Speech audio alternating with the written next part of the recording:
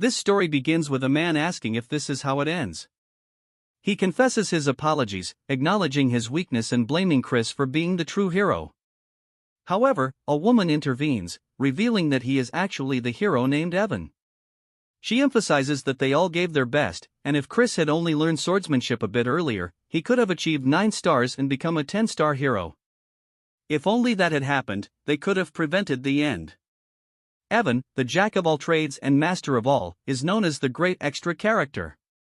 His journey began when he was 20, after escaping his clan and dreaming of success.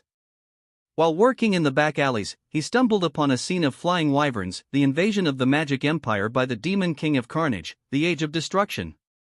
Amidst the chaos and panic, Evan noticed a recruitment notice for a party traveling with the hero. He saw this as a once-in-a-lifetime opportunity to achieve greatness and enjoy wealth and honor afterward. However, his dreams were shattered when they failed, and the Dominion of Light fell into the hands of the Demon King.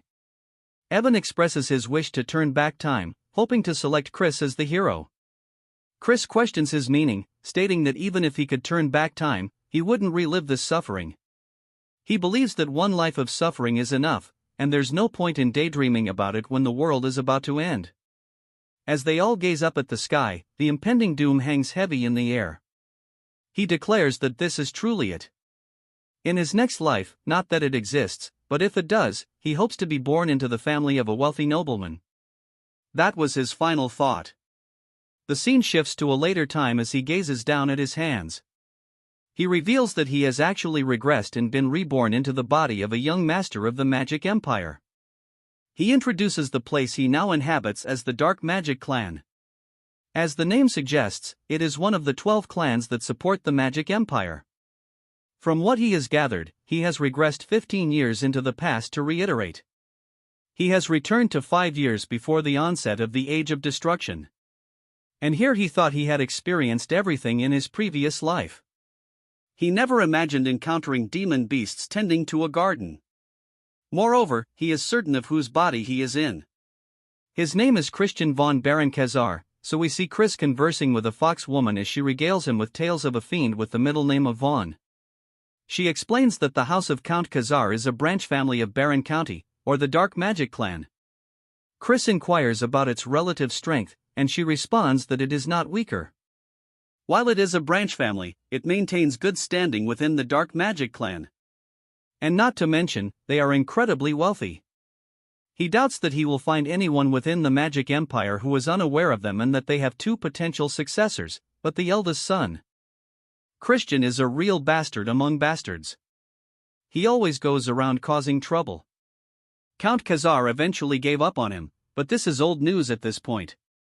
Though Chris asked why and if he straightened up or something, and she says no, he actually ended up getting murdered by his relatives.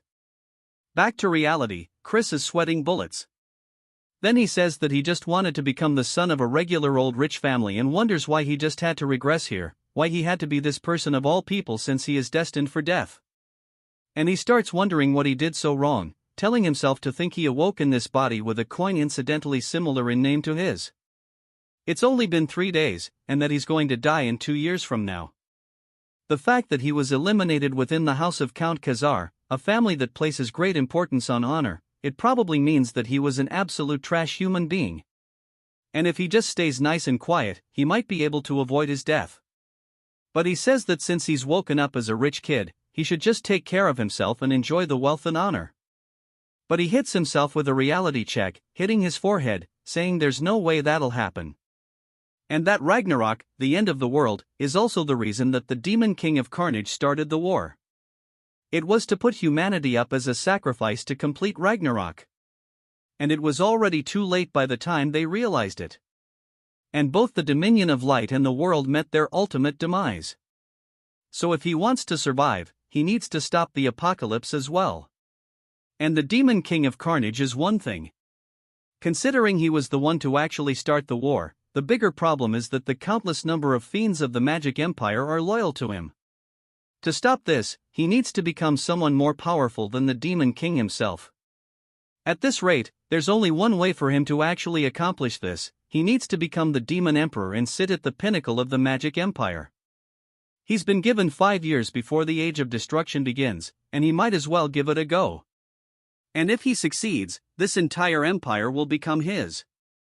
It then jumps to his father, yelling out to him, slamming on the table, saying that he told him to remain in his room and for him to reveal his face here after causing the incident not long ago. He must have a death wish. And if he acts out of line one more time, he will personally cut his head off. Chris says that Count Kezar sure is one intimidating dude, but Chris says that he came here to apologize for all the wrongdoings he's committed until now. Since if he wants to go forward with his plan, he needs to get rid of his horrible image. His father asks what he's saying, and Chris drops to his knees, saying that he is truly sorry for everything he's done and it'll never happen again. His father asks if he's really trying to get him to believe this only a few days after his last stunt. And if he's trying to mock him. Chris wonders what exactly he did. He's heard so many stories that he can't even think about what it could be. Chris says the fault for making him lose trust in him is his fault. However, 3 days ago, he also mentioned that he lost a portion of his memories. To reclaim those memories, he reflected on his past actions and has realized just how wrongly he's been living his life. His heart beats with the truth of it. His father says that he's heard his excuses countless times. Chris says that's right because excuses made with words alone mean nothing and that he will show him with his actions going forward. And that he would like to be sent to the punishment cave, and he will remain there for a month and show him a different version of himself. We learned that the punishment cave is a prison used for high-status fiends, and it is a place where not only is there no light, but all 5 of your senses are blocked. Even just a few days is enough to drain one's mind. However, it's perfect for him right now, and he needs somewhere to escape the gazes of others. His father asks if he's going to confine himself for a whole month inside of it because he doubts that he's even capable of lasting half a day. Chris says that he's well aware of how difficult a place it is, however, he thinks that that is the bare minimum for him to trust him. His father looks down at him, asking if he even understands how many times they've had this conversation. Each time he's only left him disappointed once more, but he'll play along and give him one last chance. However, if nothing changes after a whole month, he will banish him from the clan. Chris says that would be a death sentence as there is a long list of people who will aim for his life once he loses protection of the clan, but he decides that it's worth the risk and tells his father that he understands. But if he can prove that he has changed, he would like him to grant a request. His father gets a little annoyed, saying he sounds arrogant as if he is certain he will come out unscathed, but if he can show him that he has turned over a new leaf, he will grant him any request. Not that he will believe that will ever happen. Sometime later, back in Chris's room, the butler enters, saying the punishment cave has been prepared. His name is Cox, and he is a half-vampire. Chris says that he sees it, and as they start walking out of the room down the hallway, all of the maids and butlers are asking if they've heard about how Chris has volunteered to enter the cave. They wonder what scheme he's pulling. There was an incident where he insulted the young lady of the Poison Magic clan and that it was an incident that the Count himself had to personally apologize for and that it's pretty embarrassing having to save face against a rival clan. They wonder when he's ever going to mature, but they still have their doubts, he ever will. They start debating on how long he'll last in the cave, and one of them says 2 days is definitely the max. But Chris smiles as he walks down the hallway, and we see what I assume is his younger brother also eavesdropping.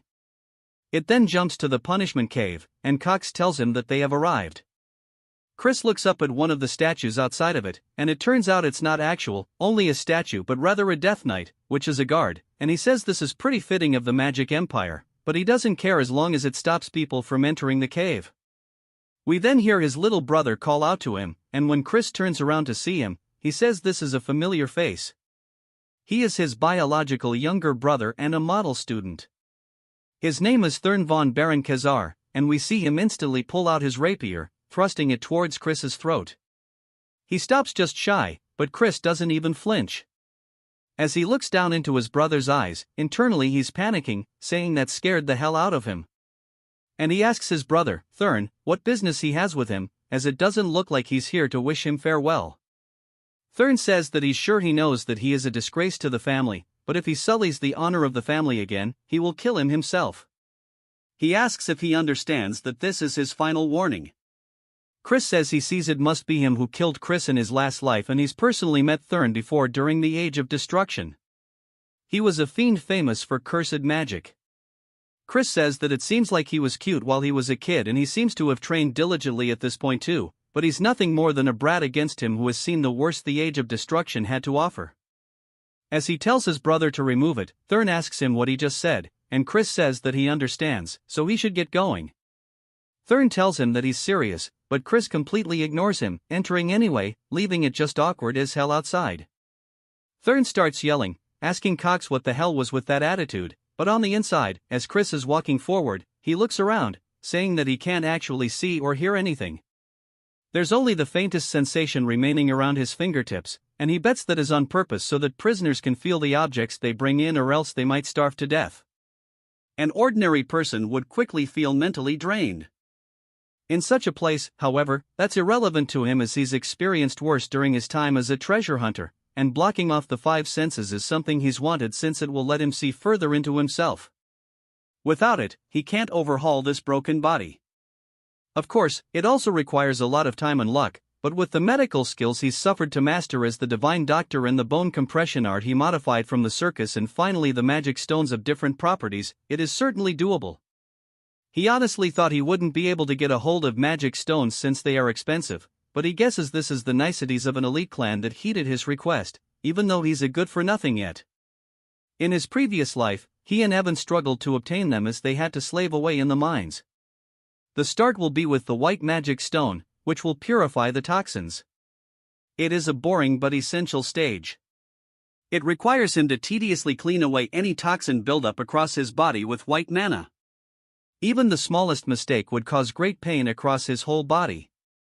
As he starts doing exactly that, he feels a tingling sensation, which I would assume is like pins and needles when you're sitting on the turd for too long. And he looks up, smiling, saying that this is a cakewalk to him. Sometime later, we see Cox reporting to Chris's father. When his father asks how Chris is doing, Cox says that he entered the cave and he's worried that it'll break him so bad that he won't be able to even call for help. His father wonders if maybe sending him there was a mistake. He had such a promising future as a child, and he wonders how he broke apart so easily if his gift made him too arrogant. Whatever the reason, he'd rather he be fully ruined or died than live such a wretched life. And he's full of conflicting emotions, such as anger and sadness. Even though Chris's words seemed very reasonable, he doesn't think he should have expectations. He's already tricked him too many times. He asks Cox if he saw anything strange when Cox enters. Cox says there was an incident, and his father tells him to report everything in detail. Cox says in truth the young master took magic stones into the cave with him, including a dream stone that makes one hallucinate, and so they don't know the side effects, so they have to immediately open the cave. We see his father's fist shaking out of frustration, but he tells Cox that they can't, and if that's the case, then just leave him to die. It then jumps to a whole month later as he's standing before the punishment cave. Chris's father says he must be a wreck by now. As the door slowly opens, his father is completely taken aback by the shine he is seeing, and Chris says he's been waiting for him to finally show up. He asks his father if he's surprised, and he told him that he promised that he would return as a changed man.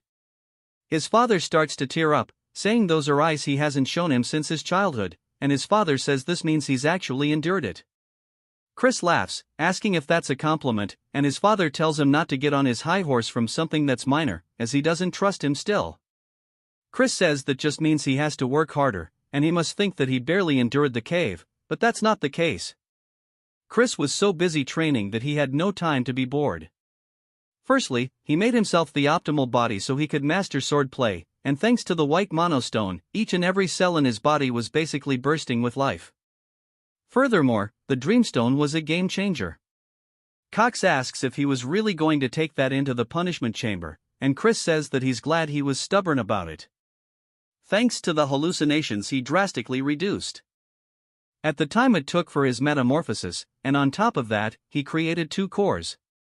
He shows that he's actually a genius as he uses a 1-star spell called Light, and he used his darkness core to hide his light core. The fiends would make a giant fuss if they discovered it, which is why his father doesn't actually think it's that impressive. Things in there would have been great, but of course, that is not all. As he sensed something, one of the stones flew up towards him. When he got a closer look at it, he says that the Dreamstone is just a mess and that someone was hoping to get him high off of it and break him down. But he willingly accepted it and took it head on. He used it as a sacrifice for his leap forward. He tells his father that since he kept his promise, he wants to make a request. His father tells him to speak, and Chris says that he wants to use the Black Swamp Knights training ground. But his father says it is not good for nothing, like Chris has no place to be there as they are one of the 3 orders of knights supporting the Dark Magic clan. He must know that only the most elite knights may display their skills there. Chris says he's only asking to borrow the training ground and he believes watching the bravery of the Black Swamp Knights would be a good influence on him as he doesn't plan to actually join their order. His father thinks about it for a second before telling him okay, but to heed his warning, and he should not behave disgracefully before the night. Chris says there's also one other thing he wanted to request, which surprises his father. It then jumps to the training ground, and all of the trainees are glancing over, seeing Chris dripped out. They start blatantly bad-mouthing him, and Chris says it must be because they are in the Magic Empire where strength is more important than status. But there's one reason he came here specifically. We learned that his other request was about going to the library, and his father says he needed to get the Deputy Commander Melon's letter of recommendation. It's where a lot of House of Count Khazar's dark magic grimoires are stored. In order to learn dark magic, you must gain access. Chris says he understands and asks why he had a condition when he's still a member of the clan. His father tells him that he must have forgotten how he tried to sell the advanced grimoires on the black market. Chris wonders just what kind of life he lived before he took over it and that he truly is a worthless piece of, but Chris says that the most important priority right now is getting the deputy commander's recognition. He then looks up to spot Thurn and a lot of trainees surrounding him. As Thurn tells him that this isn't a place someone like himself can walk into, Chris says this is pretty troublesome but smiles, saying that he actually thinks this is going to be a perfect opportunity. Thurn then tells him once more that this is his final warning and to go back. He assumes that he doesn't want to throw away the life he's so narrowly saved in the punishment cave. Chris sighs, asking Thurn if he can really stand by those words as father is the one who allowed him to enter the training grounds. Thurn looks surprised by this and we hear somebody else say that she respects the Count's orders but she knows he's not very trustworthy. And we introduce Melon, the deputy commander of the Knights based off her dark energy. She's at least a 4-star and it seems like they intend to scare him off from the start, but he is used to threats like this. He bows, greeting her, and she's just surprised that he withstood her dark energy. He says that seeing as the deputy commander is stepping in, there's no helping it, and he'll prove that he is qualified to use this training ground. She asks how exactly he plans to do that, and he says that he'll fight against one of the fiends here and win. She tells him that his jokes have gone too far, but he says that he's not saying it as a joke. Instead, he would like to request that she refrains from using dark energy since surely she knows due to his debauched lifestyle his capacity for dark energy is far from what it might have been, and he'd prefer an unarmed duel if possible. Melon thinks to herself that even if it's just for a duel, they can't have the heir getting hurt, and this is pretty troublesome. She asks if he really thinks he'll stand a chance in an unarmed duel. Chris says that they'll have to see about it, and he wonders who he should pick as his opponent. He then snaps his fingers and says that they will probably make do. Then starts to get pissed by this, and Melon says that he should find a more suitable opponent as their level is a 2-star. Chris explains that a 2-star is a level no ordinary 13-year-old can reach if you don't possess the raw talent for it. It doesn't matter if you're 13 or 23, you won't even scratch the surface of the level of power. But of course, Chris is also not an ordinary bastard. He says that if he's going to prove himself either way, he should fight someone stronger than him. He thinks fighting them would be for the best and he asks them what they think. Saying surely he's not scared of his brother, they look pissed, saying that he accepts the duel. We then see all of them surrounding them, and they tell them to take the opportunity to destroy Chris, and if he doesn't do it properly, they'll have special training today. Chris asks Melon how they're meant to decide the winner or if they just go until the opponent surrenders. Melon says that this is pretty insolent and he doesn't even know his place, but they should just go until one side is incapacitated. But she really thinks it would be a good idea for them to hit him by taking a leg or two. Chris asks them if he heard the rules, asking what he's going to do since he's going to be in for a serious whooping. They start to get pissed by his taunts, saying that he'll make sure he never runs his mouth. But while he's distracted, Chris smacks the absolute piss out of him, which completely catches them off guard. Chris asks what's the matter, saying that the fight's already begun. They look back up towards him and swing, telling him to shut up. Chris explains that this is practically cheating as a fiend who hasn't even reached 1 star yet. He doesn't stand a chance against someone with dark energy, but in a barehanded duel he fought on countless battlefields in his past life, so it's not really a big deal. As he knees them right in the stomach, he says besides, if they only count the dominion of light powers achieved in the punishment cave, he is at least a 3 star. The other trainees are asking what the hell they are witnessing as they're hunched over holding his stomach.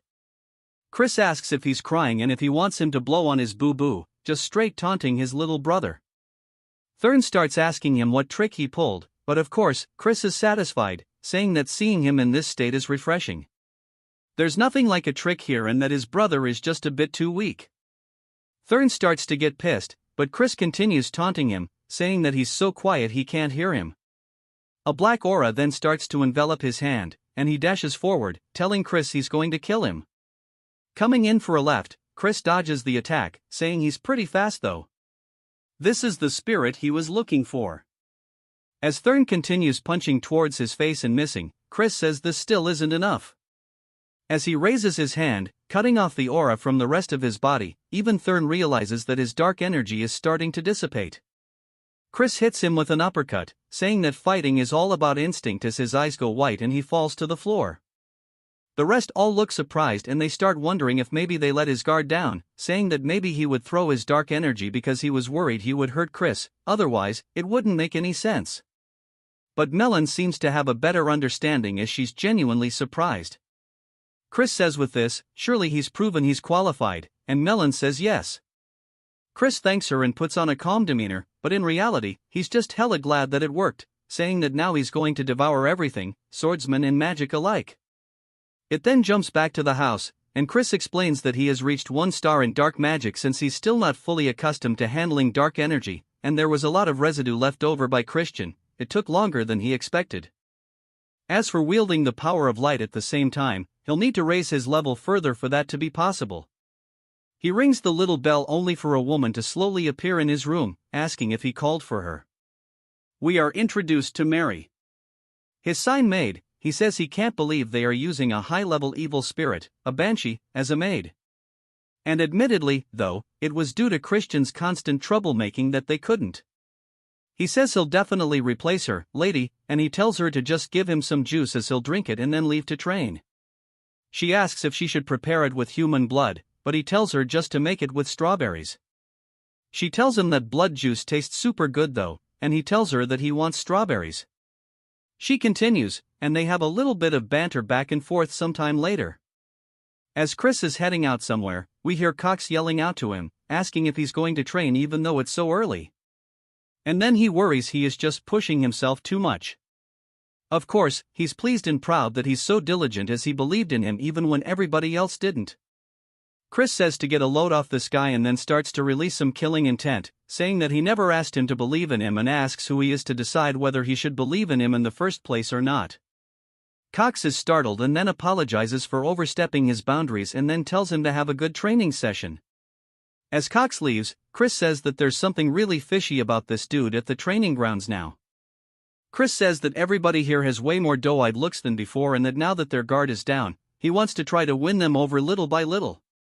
We see some bird dude watching Chris swing his sword, and he walks away towards a tent and goes to inform the deputy commander, Melon, that Chris has shown up again at the training grounds today. Melon just wonders what the hell he is planning and what that duel was about back then. Those movements were definitely impressive. But to think he would dispel his dark energy at that precise moment, she wonders if he saw through the battle. And if that's the case, then he might have the talent to surpass Lord Eskid de Baron, the direct head of the main family. But she decides it's probably not the case, as he's still just a bastard. Also, he has already lost his dark energy through his horrible lifestyle, and it's impossible for him to close the gap now. She hears a lot of noise outside and decides to go check it out, asking what's the deal with it. One of the men tells her that Chris seems to have had a small conflict with a squire. The other trainees wonder what happened, saying that Cannon is a 1-star fiend. And they wonder if maybe Chris also reached 1-star. Melon looks surprised, but Chris says that he wanted to see the rumored prowess of the Great Black Swamp Knights. But it doesn't seem like they live up to their reputation.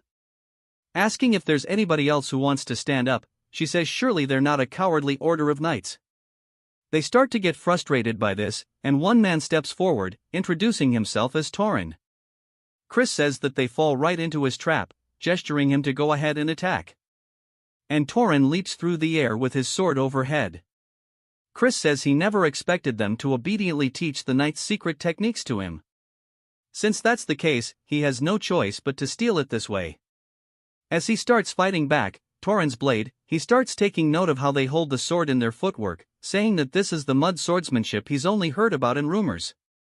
And he starts to mimic it, saying that maybe it'll work out if he does this. He smacks them straight across the face, causing him to drop his weapon too, but it's a huge surprise to Melon. Chris is just happy that he managed to pull off the technique as Tauren lays their face down, ass up. Chris sits on top of him, and everybody else says they can't believe he was actually strong, saying that his darkness core was ruined, so how did he reach 1 star? Melon realizes that this means she wasn't mistaken back then. Chris says this is disappointing and he had too much faith in the knights, and if their skills are this pathetic, he'd say it's all the deputy commander's fault. They start to wonder if they should stop him because he's crazy for taunting her, and Melon says she understands he's happy about his victory, but he's getting a bit too carried away. He says it's better if she shows him the skills of the Black Swamp Knights. She draws one of the training swords, swings it very forcibly right beside Chris, sending up tons of dust, completely shattering the ground beside him. She says that she only needs 1 second to beat a bastard like himself while releasing a very deep purple aura. Chris asks if she's really planning on fighting against someone like him with her full power and that they should only use dark energy up to the 1-star level and prohibit dark magic as well as using only wooden weapons. She starts to exchange her blades, saying that 1 star is more than enough, and she'll break both of his legs with just half of that. He says if that's the case, he'll put both of his legs on the line, asking what she's willing to risk. She says that anything's fine because he won't be walking away from here today. As she dashes forward, he blocks her attack with a sword, but it is definitely heavy. As we see him starting to get pushed back, she continues swinging all over, but he is managing to keep up by blocking and parrying. Even the other trainees notice this, saying that he's held up for a while considering he's up against Melon, but they say that it must be because her main weapon is the great sword, but we see she's frustrated saying that for some reason her attacks are not reaching him even though he's a weakling through and through. He shouldn't be any match for her. She says that when he fought there in the fight just now with Tauren this happened as well. Chris says that it seems things aren't going her way, which makes her even more pissed as she starts to imbue some aura into her blade, preparing some kind of heavy-ass attack which seems like she might be breaking the rules a little bit. She swings down directly towards where he's standing. Chris ducks to the side, saying that now's his chance. As he runs forward, he hits her with a headbutt straight to the face, which catches her off guard. As she's reeling from the attack, she's surprised to see the blood in her hand. But Chris is glad that his gamble paid off, saying that Melon is a spell sword. So as long as her dark magic is bound, the moment her defense slips, she wouldn't be able to block the opening with physical power alone. So if she was a fiend who focused on the sword, that might not have worked. She looks at the blood still in disbelief, then begins to laugh hella loudly. She says that she never ever would have imagined a headbutt, and it seems like she's looked down on him too much. She'll focus from now on. Chris starts pointing to her neck though, saying that the fight's already over as he scratched her with his nail during the headbutt. And if he had laced his nails with poison, surely she would have known what would have happened to her. She says that she accepts the defeat so to tell her what he desires, but in return, she wants the opportunity to fight him once more. He says if she wants a rematch, he'll have to grant a second request too.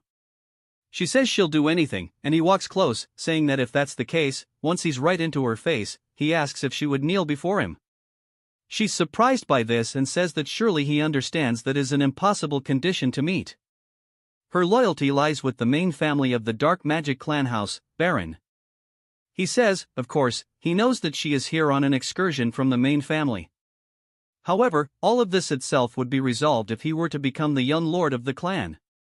She's surprised by this and tells him that's utter nonsense, as the 5 young lords whose succession rights have been recognized are all from the direct descendants of the main family. He says there's no rule that says a branch family member can't become a young lord. But about her second duel request, asking if she would like to do it a month from now, he says about the next time they won't limit themselves. She says that he'll have no chance of defeating her. He says that who knows, as few things are truly impossible in this world. She sits there just staring at him, still with blood on her face. He bows, saying that he'll see her in a month, and on that day, he'll make her realize who her loyalty should truly lie with. It then jumps to him handing his letter of recommendation to his father, saying that the Fiend's fundamentals are lackluster and they'll need to focus more on their training. We then get a flashback to Melon talking to his father, saying that Chris is a genius. Even with his low star rank, he easily defeated the ones with solid foundations and even herself. He asks if she's serious, and she says yes. It was a rare fight for her, one she could enjoy. His father is still having issues trusting his son, but his work is paying off. Chris asks if there's something on his face, but his father says it's nothing. But as promised, he'll grant him the key to the library. As Chris leaves, he says this was all he wanted, and he obtained the library key and even changed Melon's mind, and that Melon is a fiend from the main family of the Dark Magic clan. During the Age of Destruction, she was active as a 6-star high fiend. So if he wants to take control of the entire Dark Magic clan, he needs to make her one of his people. Of course, he hasn't completely won her over, but 1 month will be enough because he's a genius. And speaking of Count Khazar, the look his father had earlier was definitely one of pride's for his son, but he supposes that makes sense because even fiends have familial attachments, and maybe he'll even turn out to be a better father than the one he had in his previous life. He finally embraces Count Khazar as his father, saying that he won't disappoint him. As he heads into the library, he says that there's blood magic summoning studies, curse studies, and they're all things that are forbidden in the Dominion of Light. He picks out one of the books, and as he moves it backwards, he sees Mary smiling at him, which causes the dude to die of a heart attack on the spot. He asks why the hell she's here, and she laughs, saying why else, as she was once the librarian at this place after all. She causes all the books to start floating around, then says that maybe he came here knowing this and want to monopolize her all to himself.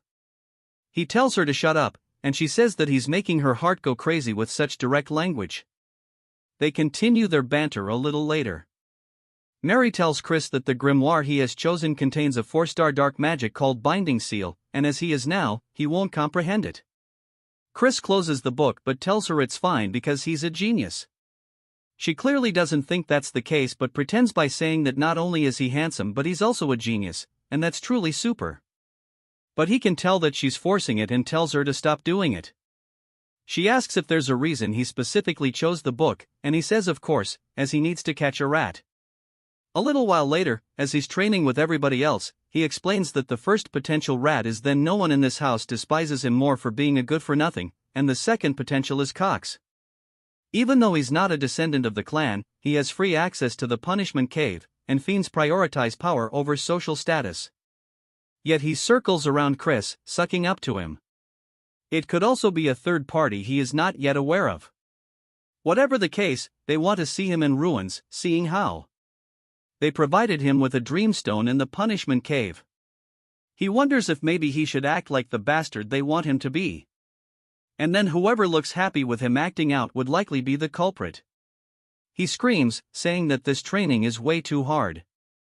And he leaves, telling them to have fun. And he quits. The other trainees wonder what's wrong with him.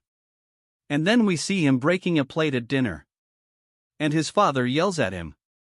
But Chris says the servant should have given him proper food to begin with, and he tells her to not just stand there and remake his food. His father seems disappointed, saying that he's a fool for thinking he's matured, and walks out of the room. Chris says he feels bad, but it's for the good of the family, so he hopes he understands. He worked hard to spread rumors that he'd return to being a bastard. He bullied maids while they were cleaning and wasted money like it was water. We see a wine glass being poured, and Chris asks Mary why she won't let him drink the wine. She tells him that he's doing it right now, though he says he can tell it was non-alcoholic.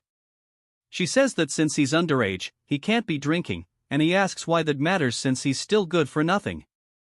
She asks if he's decided to be a bastard again, saying that's fine. Even so, because she'll stay forever by his side, he says it's like he told her he's just trying to catch a rat. As we see a spell forming in front of him, she's surprised to see he already met and mastered the binding seal. He does his best to play it off, saying that he told her he's a genius and he modified it to be usable even at a lower star level. He hasn't been just goofing off, he's been working hard at mastering various spells. She wonders if maybe he's truly a genius. Then, she slams the door open. Chris says he needs to act drunk quickly, asking her what he's doing here. Then, she asks if this is the best he can do, as he thought he had truly changed for the better. Chris can tell he's angry, and he decides to cross him off as a suspect. He smiles and tells her that he thinks there's a rat hidden in the house. Then, she asks what he's talking about, and Chris says someone wishes to see his downfall and he intends on dancing to their tune for a while. Then, she asks if he's really saying it's all an act, and Chris says yes, even the wine is fake. As she smells it, she can tell it's not alcoholic. Asking who the rat is, Chris tells him that it's hard to say right now, but they should take the bait anyway. Now, as he throws the wine bottle to the ground, one of the butlers runs in, asking if something's wrong. Chris says this isn't the wine he asked for and to bring him another one. The butler tells him that Cox is currently preoccupied, and Chris says that he guesses he needs to pay him a visit. While still acting drunk, then says he's playing this role too well. And then it jumps to Chris slamming a bottle right in front of Cox's face. Cox asks what brings him here, and Chris pours the bottle over his head, saying this is not the wine he asked for. Wondering if he's looking down on him, Cox says, of course not. Asking if he wants him to go get someone to fetch a proper one immediately, Chris says no, telling Cox to go grab it himself. Cox, clearly frustrated, says that he's in the middle of something. Chris asks if he's going to work like this, saying that he needs to go change anyways. So to get going, Cox then begins to shake visibly and says he'll be back soon and walks out of the room. Chris says that he needs to commend his patience in withstanding such humiliation, but that hostility was very clear. Chris starts looking over all the paperwork Cox has been working on, and he looks surprised but then smiles, saying that this is it. He figured that if Cox was the rat, he would be doing some funny business with the finances, but this isn't enough as he needs a real smoking gun. As Cox comes back, he says he has the wine for him, and Chris thanks him, asking if he's not mad at him. Cox says, of course not, and Chris laughs, saying that he doesn't know if he can tell, but Cox is his favorite. Cox tells him that he's grateful for that, but he has a message for him. As his friends wish to meet him in secret at the usual place, Chris asks what he's talking about. Cox says, although he would prefer him not to associate with them, it is not his place to be judging his friends. Chris says that he guesses he'll meet them then, and Cox tells him to do as he wishes, but he can't help but smile a little bit, saying that things are going better than he expected them to. It then jumps to a whole table of food, and we hear someone telling Chris that they've heard rumors that he's changed recently, but there's still no way that he's the best among them. Chris glances to his side, seeing a young woman saying that getting a girl this young to pour drink sure to cement them as trash. Turd tells him to have a drink, and as Chris raises it to his mouth, he senses something and throws it, hitting Turd straight in the face, which causes him to panic and cough. He asks Chris what he thinks he's doing. Chris says he knows he tainted the alcohol from the way he reacted. It looked like he knew there was something in it. Chris then raises his hand, starting to form a magic spell, and puts it straight to the girl's forehead. As it begins to glow, she slumps over unconscious. His friends ask if he really knows how to use dark magic. Chris says he doesn't think now is the time for them to be surprised by that. He grabs Turd and Pomodore by their heads, slamming them straight into the table, but not just once. He does it over and over. Turd asks why he's doing this, trying to calm him down. Chris says if he still doesn't know what he did wrong after getting hit like that, they can die here and now. As he pulls out a knife, a little later, we see them tied up, and Pomodore has even pissed his pants, begging that he be spared, as they were only ordered to feed him the drug and frame him after they killed the girl. Turd says they were threatened with the drugs they were dealing in secret, so they had no choice. Chris asks who was the one who ordered. Pomodore is hesitant to answer Chris, then moves the knife closer to the man's crotch, asking if he wants to have it cut off. They immediately say it's Cox and they'll do anything to spare their life. Chris asks if they really mean that, and they both say they swear on it. Chris says he can't hear them. They yell it even louder. He says that he'll take their word for that as he begins to cast another magic spell. It starts flying into their foreheads, and he tells them to listen to what he tells them and carry it out properly. They both fall unconscious onto the floor, Pomodoro or even foaming out the mouth a little later. Cox runs into Chris's father's office, saying there's a problem. When he asks what it is, Cox says that the young master has committed murder. It seems he got drunk at night and killed the one who was giving him drinks and threw their body into the river. It seems they won't be able to overlook this one so easily.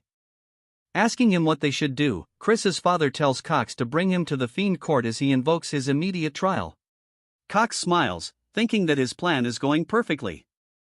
At the court, we see Chris standing trial. He tells his father that he's innocent. His father asks if he really plans to lie as there are witnesses. Chris asks how that could be the case when it never happened and that he thinks there's just been a misunderstanding. As the young woman enters the room, he says that this is the dead servant herself, Turd and Patter. Look genuinely surprised by this, she says that Chris took her home after she woke up from falling unconscious and he even gave her money to help her pay her rent, but Pomodoro and Turd are the evil ones and they put drugs in Chris's drink. His father asks what's going on here, and Chris decides that it's time to get this show on the road and begins activating his magic.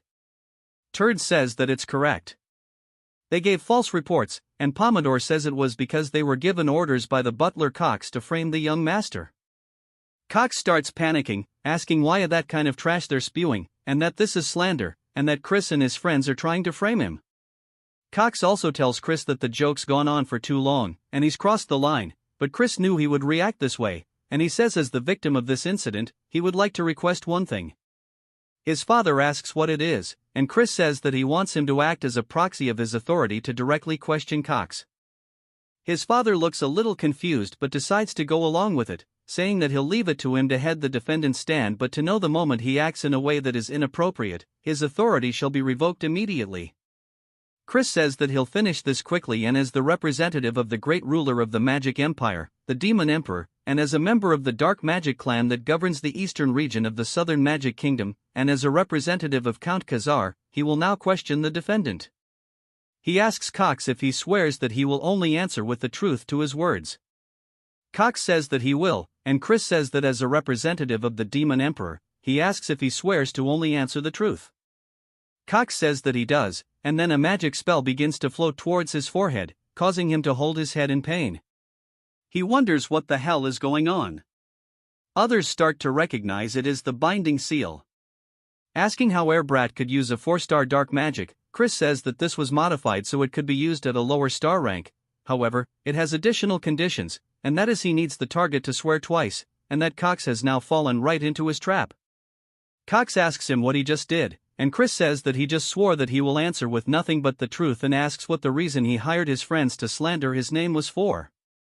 Cox's head starts to feel hella painful as he lets out a scream, and he says that he received an order and that there was a man who knew of his corruption and threatened him, telling him to ruin the young master.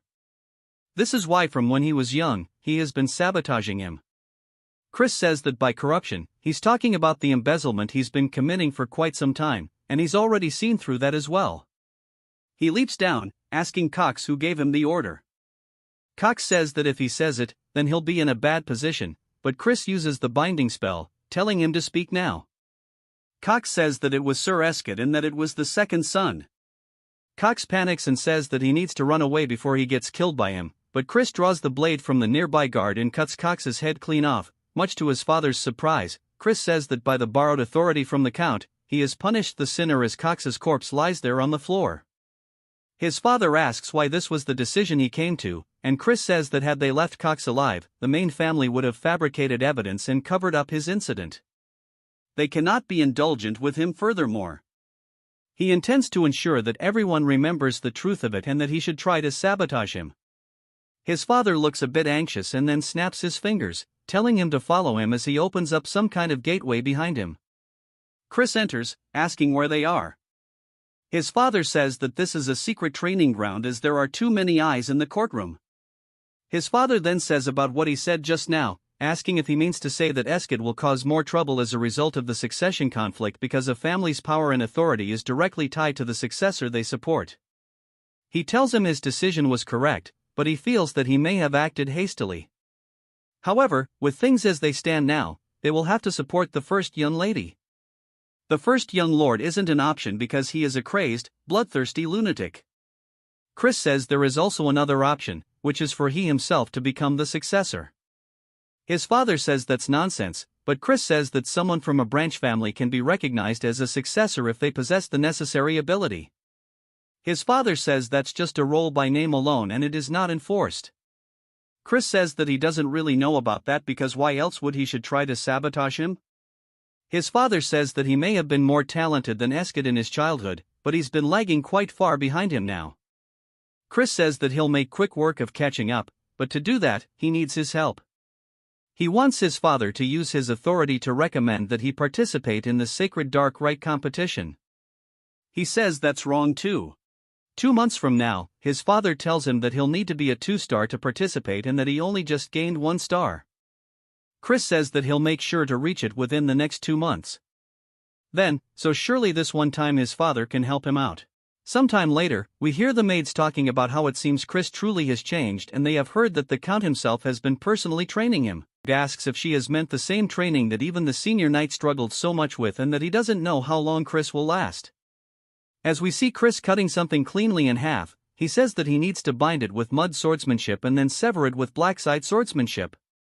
Asking his father if he's correct, his father says that he only started teaching him this today, yet he understood it immediately. Chris asks why he has to keep doing it this way because keeping them separate is so weird. His father asks what he means and Chris says that he feels like there's a more efficient method. As another mushroom monster spawns in, Chris runs forward, cutting its legs clean off. His father says that was mud swordsmanship, asking how he did that when it's not meant for slicing. Chris explains that he only used the mud swordsmanship but he wrapped it in the black side sword energy. His father internally is freaking out, saying that's not something a 1-star should be able to do, but plays it cool, saying that's pretty powerful, but using 2 techniques means it's going to be difficult to use curses too. Chris shows that he can still do it anyways and says that it's still pretty easy and it's not really an inconvenience at all. His father then freaks out externally this time too. It jumps to 2 whole weeks later as Chris is lying on the ground. He says that running is so hard and it's not like he can half-ask this since stamina is key to increasing his power stage. We then hear Melon asking if he's already exhausted as the duel isn't far off and she's eagerly waiting for the promised day to arrive, he says. She always has such an intense presence, and that he's doing his best to meet her expectations. She says that she's aware of his growth, but he's still a 1-star, and he'll never get her to kneel before him. He says that he's sure it would happen and he's sure he'll learn something through the duel, so it won't be for nothing if it doesn't. She laughs, saying that he's still full of energy, and she hopes he fights past his limits and entertains her. He says that she is currently an upper 4-star. We learn that in a single stage, there are 3 separate tiers, lower, middle, and upper. As an upper 1-star, he is way below her level. However, he comes from a rich family, which means that he's a wallet warrior. As he enters his room, he asks Mary if she's finished packing his bag for the outing, and she says, of course.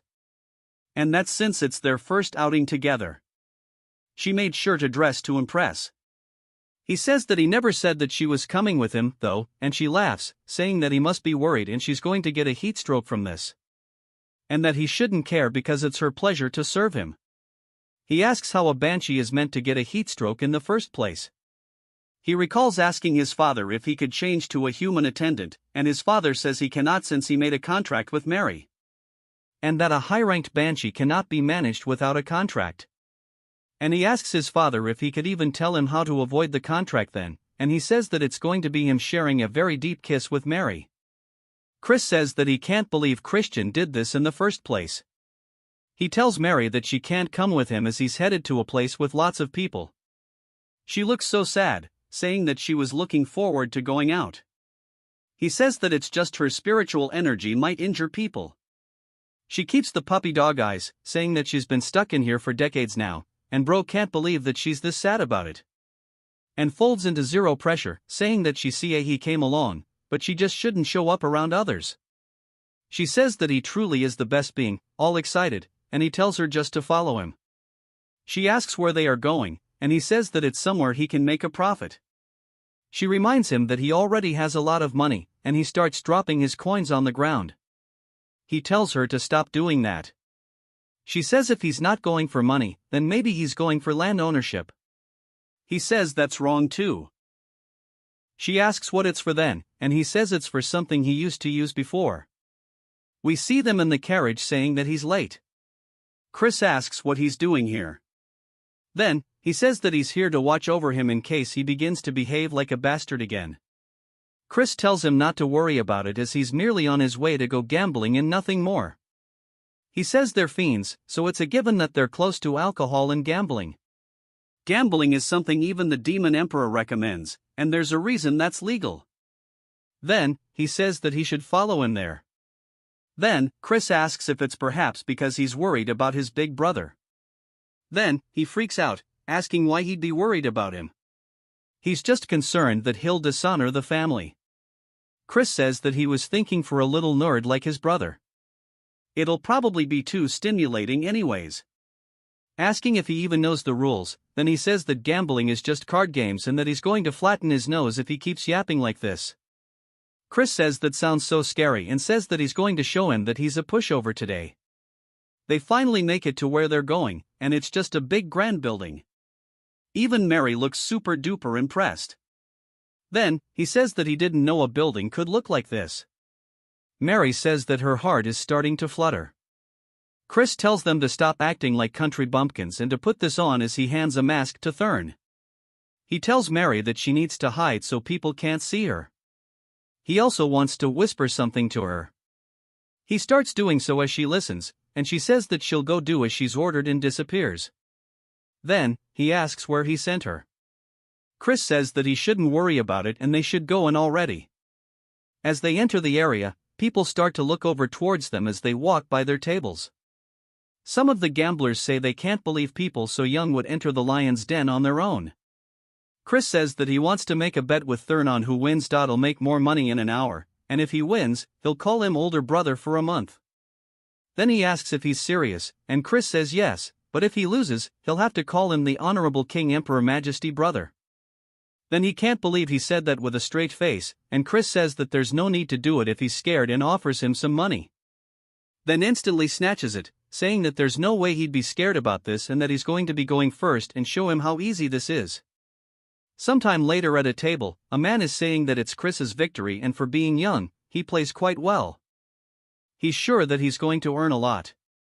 Chris says that when you're first starting out, they let you win a reasonable amount by instigating the overconfident player. They aim for the moment their prey bet's too big, and he knows exactly how these common works. Of course, we know there isn't so familiar, so he falls for it. Chris says that he's already caught in their trap and he tells him that he should just go back home and sleep.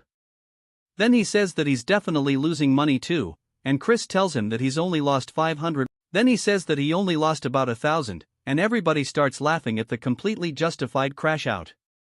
Chris says that it looks like everybody here has marked them as a loser, and he's sure conmen will try reeling him in soon enough. Then he asks if he's going to continue. Then he says he will and throws the money out of Chris's hands. Chris says that he's the one who tried to stop him, but he wants him to lose tons and become the perfect bait as that's the plan to begin with sometime later. As then sitting at his table looking at his cards, we see people cheating as they actively see what's in his hand, and Chris spots them. They tell him saying that this is perfect. Mary then appears behind Chris saying that she found the people he mentioned. He says that she did a good job while he's freaking out. He's low-key rising up. Mary a little later they arrive and Mary says this is the place. Chris tells her to open the door, and she does so. As they enter the room, the people start freaking out, asking who he is. Chris takes off his mask, saying surely everyone knows of him. They ask what business he has here, and he tells them to call their master over. A man then starts being a kiss-ass, asking Chris if he really came to visit. And we are introduced to Grant, the master of the Glee Merchant Guild. And while he may be known for his talent as a merchant, there's just a little bit more to him as he's actually the owner of the casino too. Chris says that he wants to have a conversation in private, and Grant asks what it could be about. Chris says that he conned his younger brother, whom he cares deeply about, and yet dares ask him what he's here for. Grant says there's no way asking if that sucker in the tiger mask is his brother. Chris says he's corrected as Count Khazar heir. Then Grant says that he assures him that all he does is run the casino, and the others do have no relation to him. Mary then gives him some absolute nightmare fuel. She immediately apologizes, saying that had he known he was the son of the Count, he never would have done it. And a please show mercy. Chris says surely these aren't empty words. Grant says of course not. He shall compensate him, asking how much he wants. Chris says he wants 1,000,000 rupees, which surprises Grant because there's no way they have that much money on hand to do it. Chris says that 200,000 would be enough, and Grant asks if that's really all it'll take. Chris says there's something else he'll also need to give him too, and Grant asks what it is. A little later, we see him looking at brand new equipment, and Mary says that she didn't think he would use the 200,000 rupees to purchase gear, and that truly is a super scheme. Mary says that the sword that he got is a bit strange, and we learn that it's called Grenade, and she knows that's the holy sword that a past hero obtained by offering up his soul. And she heard that many fiends want it because it's something that the hero used after his fall, but now it's all rusty. Chris tells her that it's okay because it's part of the plan and hands her a necklace, telling her to take it. He saw her staring at it before and to just treat it as a gift. She looks so surprised, and he says that it seemed like she would never be able to put her regrets to rest if she didn't get it, so he's giving it to her so that she can move and find peace quickly, telling her not to misunderstand. She says, before she died and even after she did, this was her first time receiving a gift, and she thanks him. Before he gets caught up in the feels, he tells her they should hurry home. She gives him such an absolutely warm smile that she says that she shall put her whole heart into it as thanks, and from now on she shall make it for him, and that from now on she shall make him blood juice that's even tastier than before. As they walk home, he says that he doesn't want to drink something like that, and they continue bantering. She says that surely he knew that the strawberry juice he's been drinking all this time was blood, and he tells her to stop joking. Chris then says to wait a moment because he feels like he's forgetting something. Of course, he's talking about the ring that he left at the casino. It then jumps to the next day as we hear them yelling out to Chris. Chris wakes up wondering what's going on, and then asks why he abandoned him. Chris thought he forgot something the other day, and then tells him that he was nearly sold off as a debt slave because of him and that he was lucky someone recognized him. Chris apologizes but says that it was probably Grant who helped him out, though he's addressing him all wrong since he lost the bet. He needs to keep his end of the promise and to go ahead and say the words. Thurn looks mortified and squeezes the hell out of the pillow but slowly starts to say the word esteemed over and over. Chris says that he doesn't know what he's trying to say, and then yells it while ripping the pillow open, calling him the esteemed King Emperor Majesty, brother. Chris says this is good and that he should be sure to respect him and strive to do well for himself as well. Thursday says that he'll have his revenge one day and to prepare himself, and Chris says that he can't believe such an adorable kid will grow up to kill his older brother, and it's probably all because of him. He's talking about Eskid, the son of Langdom, the acting clan head of the dark magic clan and the rank 1 young lord. He does not feel much about him since he's not the real Christian, but if he wants to become the young lord, he can't avoid a confrontation with him and that he'll repay this grudge personally. But if he wants to do that, he needs to get Melon on his side, and he looks down at the holy sword that he has as he's kneeling down with it. On the floor, he explains that at one point, countless fiends attempted to wield it, and the reason this holy sword is treated as just an antique is that no one has been able to do so. Then he's sure that it might react differently to him. As he grabs onto his chains, it starts to release a very holy energy that zaps his hand away. Chris looks down at his hand, saying that this is to be expected since it's an artifact created to use the holy power of light. But in the end, it's still just a weapon, and he'll be able to use it if he can just analyze the mechanism that's making it reject the dark energy. As he starts hammering away at it over and over, it begins zapping the hammer with every strike, slowly shattering it upon contact. After a bit, Chris asks Grenade if it hurts and pulls out the hammer after hammer, telling it to submit already because he's going to hit it all night. I feel bad for the poor sword. A few days later, at the secret training grounds, we see his father asking if he's done his preparations. Chris says he has, and we see a woman in front of him. He asks who she is, but he says that he thinks he's seen her somewhere before. He then realizes who it is and greets the KN commander of the Black Shadow Knights. She says it's been a while, and we learn that this is his aunt, named Marion. She is the daughter of the Elder Clan head, the master of the Dark Magic Clan, and the older sister of his father and Count Langam. She protects the Elder Clan head and is in charge of secret missions and surveillance within the clan. She is the elite among the elites, and he wonders why she's here in the first place. His father says that his sister came to visit for matters concerning Cox, and she laughs, saying that he committed quite a cheeky act. Chris says that maybe the Elder Clan head is planning on protecting Eskid, and that might be a bit of a problem. He says, it seems the Elder Clan head has plenty of free time tending to such trivial matters. She says he's pretty bold, but the clan head has no interest in the squabbling of children and rather he seems to be interested in Chris. Chris is surprised by this and says that this might be an opportunity to win his favor. Marin says that she wonders if this is bravery or idiocy as he hasn't even reached 2 stars yet. He is challenging Melon and that he should call off the duel. He thanks her for worrying about him but says that he has his own plans. As he starts to show the sword, she recognizes it, asking if that's perhaps Grenade. Saying that he must have gone insane, but she knew he was a troublemaker, just not to this extent. We finally learn that his father's first name is Raiden, and she says that he went on and on about how Chris has changed for the better. Raiden says that it's true, and she asks if he doesn't realize that he's trying to use a holy sword in a duel. Chris asks if he's not allowed to use it and that he just has to win no matter the method or trick he needs to use. She warns him that even the Elder Clan had failed to tame Grenade as that holy sword's power will burn him to ashes. Chris asks if that's the case, as he starts to take the sheath off of it. She yells, telling him that it's dangerous as it has a little bit of a golden light to it. Of course, nothing happens, and she kind of just stares at him. She asks if it's a replica, and he tosses it at her, telling her to check it herself. As she catches it, it starts zapping the hell out of her hand, so she throws it to the ground. She asks how he's doing this, and he says that it's a trade secret that he doesn't want to tell her, but she can be sure of one thing: the only reason why he can wield the sword that even the Elder Clan had failed to tame is because he is a genius. His father can't help but feel proud as hell, and we hear Melon laughing, saying that he's always so fun and entertaining, and for him to have tamed a holy sword is cool, but it's not like that's going to matter, as today will be his last day in this world. Chris begins to stare at her. It then jumps to the start of the duel.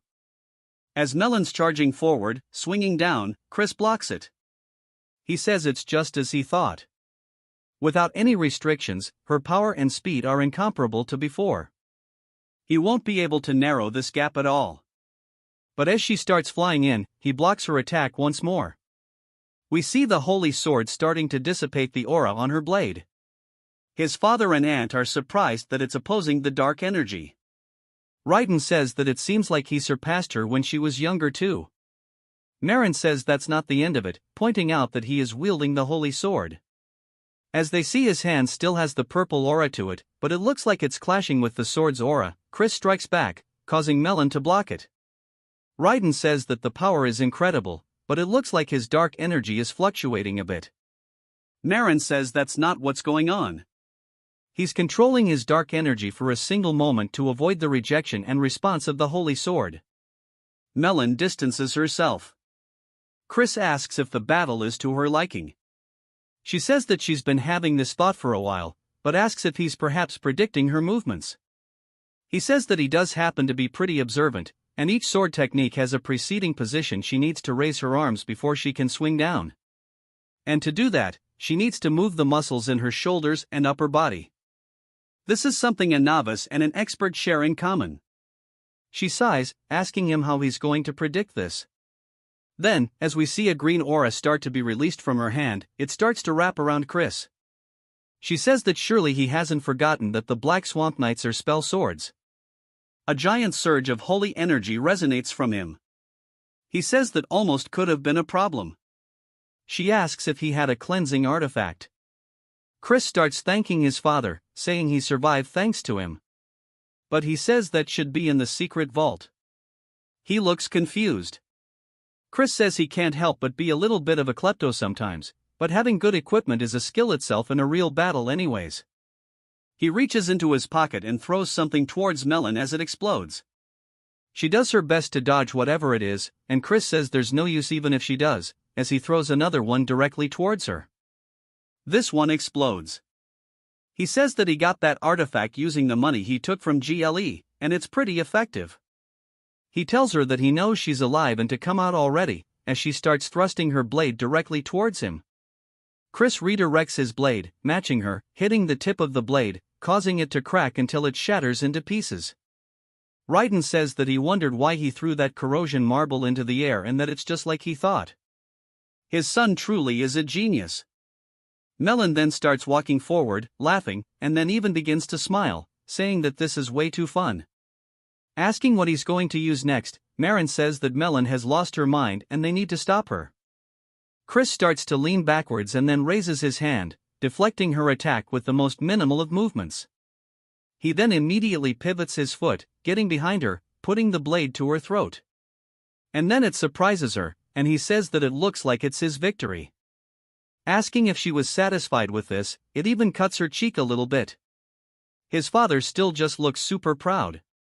"I love this guy, Melon."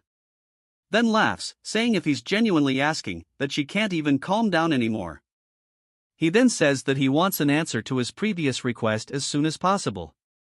Although it was his victory, he will show respect, etc., if she wishes to refuse, as loyalty isn't something that can be obtained by force. She asks if she continues to stand by his side if he'll fight her like this in the future. He grabs her hand, saying that he'll fight her as much as she wants it. Then jumps to later, as Marin is looking out at the sunset. She says that him wielding dark energy like that is something special. As we see a man throwing the holy sword onto the ground, says he refuses. Marin asks if it's impossible for him to hold it as well, and he says that he can wield it momentarily, but as she knows, the waves of dark energy change continuously, meaning you need to constantly change the waves into one that the sword cannot detect. But there's no one who can do that in a real fight. It might only be possible for a demon of Gahong or the demonic dragon, and if not them, then perhaps a crazy bastard who can control dark energy as easily as they breathe. She recalls Chris smiling widely, asking if it was perhaps enough to earn her praise, and she does look a bit happy about it, saying that maybe her father's long desire can be fulfilled. It jumps to the kitchen, and we see a very evil-looking dude chopping stuff up as he cuts a strawberry in half and places it atop cheesecake. Chris says that he can't believe he's been making the strawberry cakes, and Mary says that despite his appearance, his skills are top-notch. The orc then asks Chris what brings him to the kitchen, and Chris says to make some cookies. Mary asks why he's making cookies, and Chris says to give them to someone. She asks if it's for a woman other than her, and he says that it's not what she thinks but it is technically for a woman. The orc says he can do it for him, but Chris says it's fine because baking heartfelt snacks with his own hands is what matters. He may not look like it, but before he can finish his sentence, he gets hit on the cheek with a red substance as orcs are going absolutely crazy mashing up what used to be strawberries into jam. Chris asks Mary if she's sure they aren't adding blood to the strawberry juice, and she laughs. Then later that evening, Chris calls out to Marin, who's about to get atop of horse, and she asks what's the matter. He says that he heard she was leaving and came to say goodbye. She says that she appreciates it and he must be tired from the duel yesterday. He says not at all, but he also has a little gift for her. She sees all the cookies and begins to blush, saying that he didn't have to prepare a gift. He says he's happy to see her again and couldn't help but prepare something right then. He remembers yesterday when Chris was asking him if there's any particular food that Marin enjoys, and he says that he sure doesn't know how to win someone over. Chris tells her to try a bite because he baked them himself. She asks if he really made these and starts munching away and realizes that this turd is actually gas. She tells him it's very tasty, and he says that he's glad she likes them. She says that she must give him something in return for this fine gift, asking if there's anything he wishes for. He says that he wants her to become his true aunt from now on. She says since they're already related by blood, he's sure there's a deeper meaning behind his words. She asks if he just wants to have her support in the upcoming succession conflict. She sighs but says unfortunately she cannot grant him that request as he may know adults from the main faction family must be impartial towards the candidates as that is the rule. He says he was merely making a genuine request as he wishes to become closer with his aunt. She asks if he really has no other intentions, and he says of course. If she cherishes him and secretly offers to help, there's no way he'd be able to refuse it. She laughs, starting to eat cookies, saying that she does not dislike his honesty. But since her nephew bakes such delicious cookies and gifts them to her, she can't help but cherish him. He thanks her, and she asks if she can have more cookies next time. Raiden sits there tearing up since he finds it so wholesome. Chris says that if she makes him sad, he might soar and be unable to recreate this taste. Saying surely she understands what he means, she sighs and looks happy and asks what he thinks about joining the Black Shadow Knights. He goes to explain it and says something to her, but she cuts him off.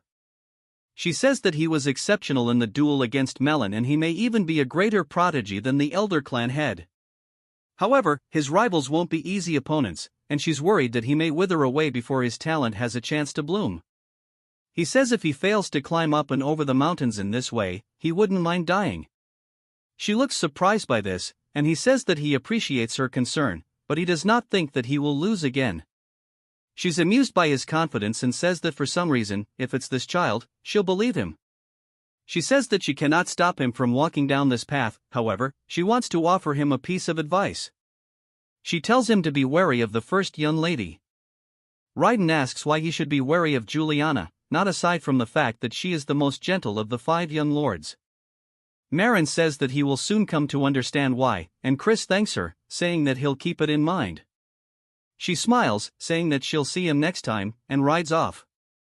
It jumps to Chris laying down in bed thinking about something. He says that both his father and an aunt are powerful as they've reached 6-star after a lull, but he still didn't hear much about them during the Great War, and he wonders just how many powerful combatants there are in the Magic Empire. As there must be enough to overwhelm the Dominion of Light at the very least, but he doesn't want to repeat the past this time around. So, he must get stronger faster. We get a whole 1-month time skip, and Chris asks his father if he called for him. His father says yes, as there's something he meant to tell him, but then is surprised by something, asking Chris if he's actually reached 2 stars already. His father says to achieve such a growth in only a month is crazy. Chris says that he doesn't know why he's surprised, as he promised him and asks what. He wanted to talk about calling him here alone at this hour. His father says that he got word from the main family. He submitted both him and Nen as candidates for the Sacred Dark Rite, but they only approved then.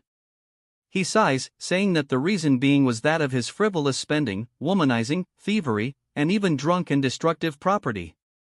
He can't refute it because it's all true, bro getting punished, but his father says that he can't believe they're looking down on his son.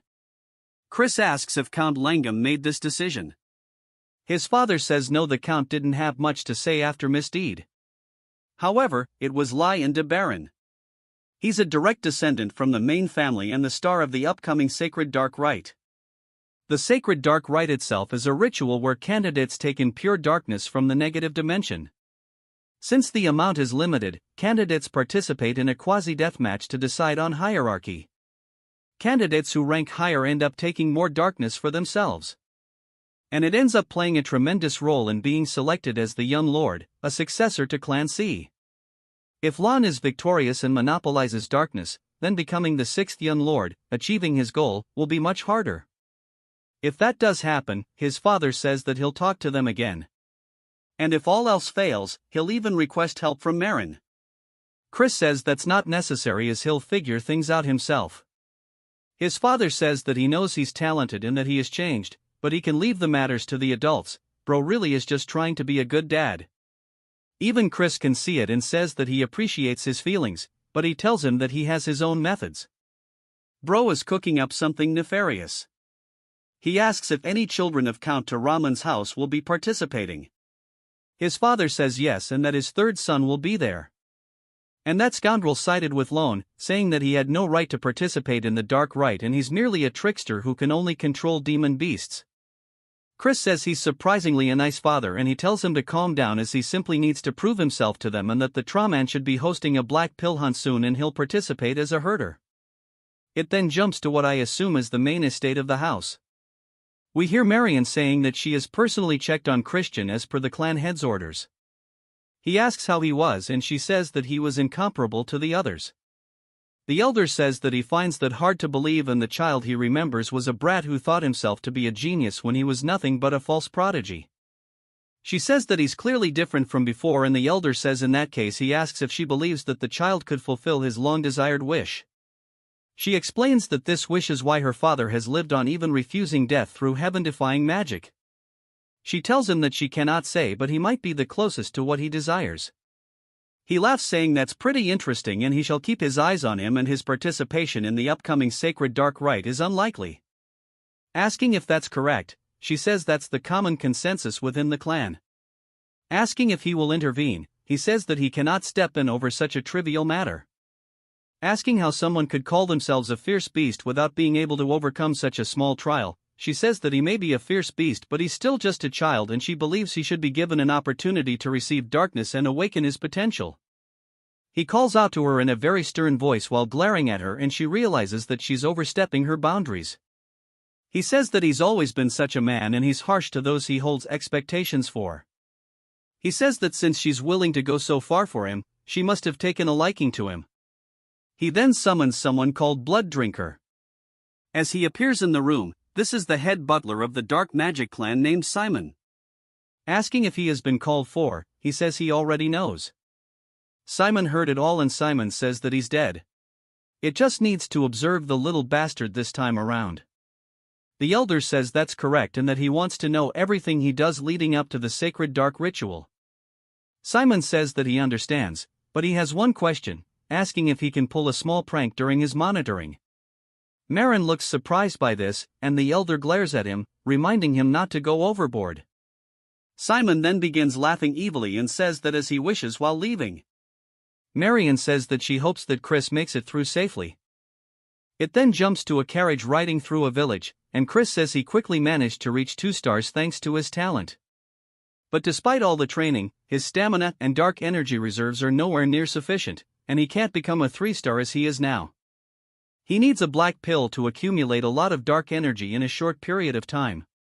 For the Tans, the host of the Black Pill Hunt, to coincidentally start beef with him is a pretty good stroke of luck. The problem is that catching the demon beast off doesn't automatically guarantee a black pill. As the carriage comes to a stop, he explains that there is a special condition that needs to be fulfilled. We then see Lardos running up to the carriage, asking Chris what brings him here. Chris asks how he's been, saying surely he hasn't come empty-handed. He says of course not, and that he would never greet the young master without a gift. Chris slaps it out of his hands, causing it to fall to the floor, and Lardos looks confused. Chris says that he doesn't seem to know his place, and he heard that he's partaking in all sorts of illegal activities. After all, we even get a funny image of him bullying him. Chris says that he'll let it slide this once, so he should cut any activities that cross the line. Lardos agrees, and Chris says there's something that he needs to procure an ash pill for him, asking if he can do that. Lardos says that those recently surged in price, and Chris says that he sees how it is and asks Mary if she's ready. She begins laughing, and holy turd, put it away, where's cute Mary at? I feel sorry for Lardos. He immediately gets on his hands and knees, saying he'll get it immediately, and Chris says it's so nice and easy when he cooperates. And then says that while he's at it, he wants a dagger sharp enough to cut armor. Lardos looks confused, and Chris leaves. Poor guy, but he is not a good person, don't forget that. As they're heading back, Mary asks if it's time to go home, and Chris says that there's still one more place he needs to visit. He sees a potion store, telling the coachman to stop here, and he enters. He starts looking around the shop, saying everything that he'll take, and Mary asks what he's doing all this for. Chris says that he has a use for it, but she asks what use he has for an aphrodisiac. And she starts getting the wrong idea, they're kind of staring at him, and Chris starts to sweat nervously. Then she starts to think that maybe it's time for the both of them, but he tells her it isn't, and she says that she understands. He yells, saying that he said it isn't and that it's not for him, it's for someone else to use. She slyly locks in on the JoJo pose, asking if it could be for the Count. Chris nods his head, and the shopkeep also understands because Raiden's age is getting ahead of him. Chris tells the shopkeep that for the Count's honor, he must absolutely keep this a secret, and he says that he'll be careful. It then jumps to a little bit later, and we see Thurn greeting Chris. Chris says to repeat his title and starts talking to him, and he hits the whole thing. He says that he heard the black pill hunt is dangerous, so he should avoid getting hurt. Chris asks if he's worrying about him, and he says that he's just worried they won't have a proper duel. And of course, bro just hella embarrassed. The Count says that he should make sure to flatten those House Tyramin bastards' noses. Chris says of course, and he shall bring back some refreshing news. Their father starts asking Thurn what the King Emperor thing from before meant, and Thurn gets way too embarrassed, saying that he doesn't need to know. It then jumps to the house of Count Tyramin, and we see a little goblin saying that he's only going to say this once more and that Chris is not allowed entrance into the Count's mansion. The boys start getting his back, saying that they can't believe he's acting this way, asking if he even knows who this person is. The goblin says that the young master also has orders and he has no favor to repay a good-for-nothing bastard. Chris asks if he's trying to tell him that he needs to find his own accommodations. The goblin says that is the case and says so nervously. One of the boys says he's immediately going to go cut that bastard's head off, but Chris gets him to stop, asking about the payment for the accommodations. Then the goblin gets scared, saying that he can bill it to Count Tyramin. Chris asks if that's really the case as we see a fancy-ass courtyard, a fancy-ass house. Bro actually gone out of his way to rent a mansion. The workers ask how much this cost, debating that it's probably at least 100,000 rupees. Chris says it's not often they can spend someone else's money as much as they want and that he'll give them 1 hour to organize their luggage and they can go out to drink after there's some movement in one of the luggage. Chris says that he just heard something, only for Mary to pop out saying that this mansion is just super and that it looks perfect to serve him. Chris asks why the hell she's here, and she says that she hid inside his luggage because she promised to be his maid forever. She says that seeing how shy he's acting is adorable and based off his expression, he surely missed her. Someone then yells, calling out to him asking what the hell is up with this bill. We are introduced to Aloe, the third son of Count Tyramin. Chris says that since the protagonist of the Black Pill Hunt told him to go find his own place to sleep, he did. Asking what's wrong, he says that since this honored one can't stay in a mere hotel, he just purchased a passable mansion. It can't be that he's squabbling like this because of mere money. Considering he's a pathetic person who doesn't know how to treat guests, he thought it was a pretty cheap price for teaching him manners. A lawyer starts to get pissed and squeezes the paper while releasing some kind of spell that summons a panther. He asks Chris if he wants to die. Chris says that this must be the Count's subjugation arts. Unlike the Alliance's taming subjugation arts, these are dark magic that binds and controls the demon beast through fear. There are formulas secretly mixed and that paralyze the demon beast's reasoning and cause delusions of fear and excitement. However, it's a bit more complex than he thought, so it'll be a stretch to learn it all in a short period of time. But for now, he wants to beat the living hell out of it. Chris then tells Mary that in order to eliminate that scary kitty, he definitely thinks he'll need a weapon. She laughs, opening up their little storage. He pulls it out, telling Alrose to go ahead and come at him. Alrose yells, saying that he doesn't want him to order around. As the beast starts running directly toward him, it opens its mouth. Leaping, Chris raises his stick, blocking the attack. As it starts to bite into it, it actually shatters it, breaking it, sending Chris backwards onto the floor. Chris says that's not too bad, but a 2v1 is practically cheating, and this won't do. If he wins, he'll have to participate as a guard instead of a header, and it needs to be at least this much to make it meet. Asking Alrose what he thinks, Alrose calls him a cocky son of a bird while jumping on the leopard, saying that he's going to make him kneel for this. As it comes in for the second attack, Alois looks confident as it pounces on the ground, but the leopard looks underneath its hands, wondering where Chris is. Even Aloe does as Chris comes up behind, smacking him once and then immediately 3 more times with the stick. Chris asks if it hurts, saying that he better not start crying. Alrose creates some distance, and Chris says that he won't go easy on him, even if he does. Alrose tells him to shut the hell up. Chris starts to release some hella killing intent toward Alrose and the leopard. The leopard immediately feels an intense fear and starts to panic and hides and runs away, leaving Alrose standing there asking what the hell he did to his Choco. Chris says that he only used a mere 2-star illusion spell and it seems that it was too much for his subjugation arts to overcome. Alrose starts to prepare another spell, telling him to shut up once more as one mean asshole-looking horse starts to summon up from under the ground. Chris asks if he understands what kind of person he is. Alrose is confused and Chris eats his weapon forward hell fast, hitting Alrose straight in the forehead, knocking him to the floor as his eyes go white. Chris says that he doesn't bother waiting for transformations or casting and the poor horse is just stuck trying to get out of the ground. It then jumps to Chris, gambling as they're asking if he's certain he should be doing this. Chris says there's plenty of time left and he should rest when he can. They tell him he's not exactly resting right now though. Chris asks what's wrong with a good-for-nothing guy like himself doing what he should be doing.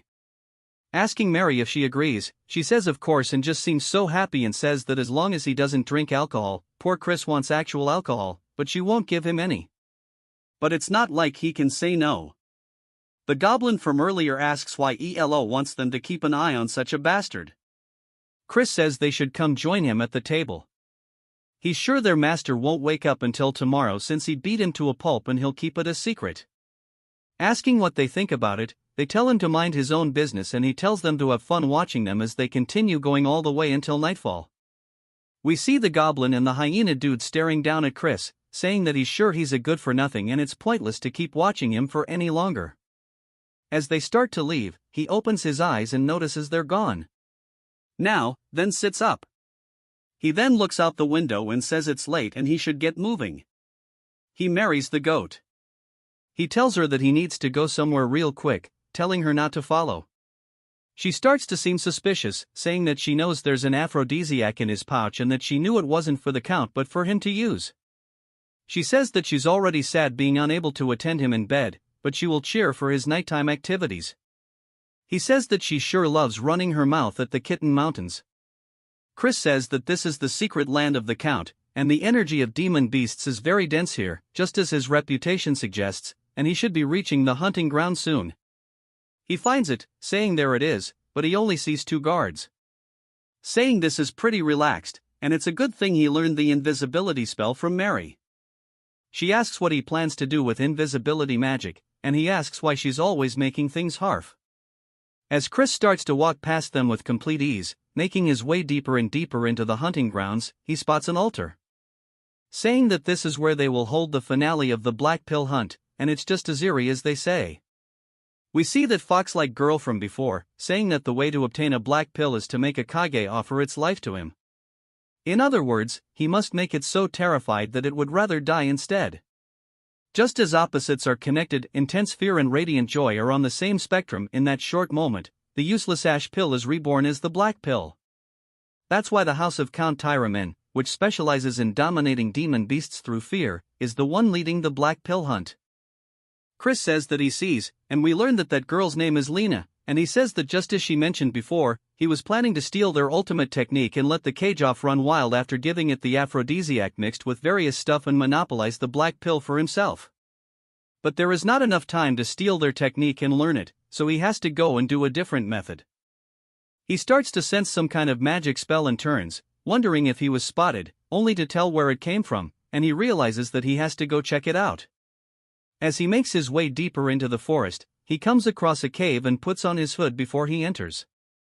And as he does, an ominous red aura brushes past him, and he says that it has such intense malice, and he can tell at a glance that this is a top-ranked barrier of dark magic. He wonders if this is what he thinks it is, and that it might be a crevice of Gehenna, the world of demons, and he can't believe there was such a crevice linking it with the human world right here. Then he wonders what would happen if he lured the cage off over here, and he even has something to do it with. And he smiles, saying that he will wait for the hunt. As we see a bat watching him from the ceiling, Chris takes leave. It spreads its wings and reveals itself to be Simon, who says that he didn't expect the little bastard to be so interesting. Not only did he pummel he even made his observers let their guard down by acting like a fool. He secretly entered a forbidden area, scheming something, and it makes him want to play an even more terrible prank on him. As he walks towards the gate to Gehenna, he puts his hand inside, causing his hand to bleed, pouring out onto the ground. Something then begins to absorb his blood, and it asks him for what he wishes. Simon is about to summon a demon. The next day, as it's now time for the hunt, somebody stabs a flag into the ground, and it's none other than Alrose and his group. Chris is there as well, saying surely he thinks he's acting too cool for someone that just got his ass whooped. Alros tells him to shut up, saying that he's the poser, asking why he brought the holy sword when he can't even use it. Chris tells him that it's more effective than a club, asking if he wants a taste. Alros changes the conversation, telling everybody to go lure the monster off to the altar, and those assigned to guard duty will follow him and they'll stand right by it. Simon is watching this as well, and Chris clearly spots him. Alros tells Chris to go ahead and answer, and Chris says, as he wishes. Now we are at the altar. One of the other guards asks that Chris go hold up somewhere else, as he's only getting in the way of the hunt. Chris says that's fine with him if he gets to laze about, but not to come crying to him later for help with the cleanup when they inevitably die. The bit clearly pisses the dude off, but Alros tells him not to tire himself out before the hunt has even begun, and that the good-for-nothing can go guard the flag. Chris says this good-for-nothing will protect the flag to his utmost. Chris starts to sit down by a tree, saying that he wants to see them do their best, as they're just going to be playing straight into his trap. He made sure to pack the dagger and ash pill with him as well. While they start looking around for the sound, Chris can tell that it's coming, and we are finally introduced to the Cage-Off, which is a rank 4 magic demon beast. He wonders why the hell it looks so derpy, since it looks oddly cute. The rest ask Alros if he's ready, telling him it's time. His animal buddy also tells him to begin the subjugation art. Alros stretches out his hand, starting to cast it, as the Cage-Off continues hitting the ground with its beak. The others are casting some kind of slowing spell on it, as Alros slowly approaches it with the subjugation arts. Something inside of the Cage-Off's eyes changes, causing it to let out a screech. It turns its face towards Alros. He looks scared and raises his hand only to get the absolute piss smacked out of him, causing him to fall into the floor. Everybody else also can see the poison coming from its little feather tentacle things, and they start to do a defensive formation around Alloy. But Chris says that it will not work and it's out of control because of the aphrodisiac he gave it. Alros says that it's a good thing they consumed the antidote ahead of time, but it's still dangerous if this drags on and that everybody should do their best to stop it the best they can. They start sending themselves flying through the air, heading straight towards Alros once more. They all scream out for him. Alros, out of fear, looks up, closing his eyes only to be surprised by something. Chris is standing before him with the holy sword, blocking the attack, saying that his house sure is pathetic and he can't believe they're forcing the busy flagbearer to step in. He'll be nice and bail him out if he promises to call him Big Bro. Alros calls him a crazy ass, asking why he should. Chris asks if he really doesn't want to.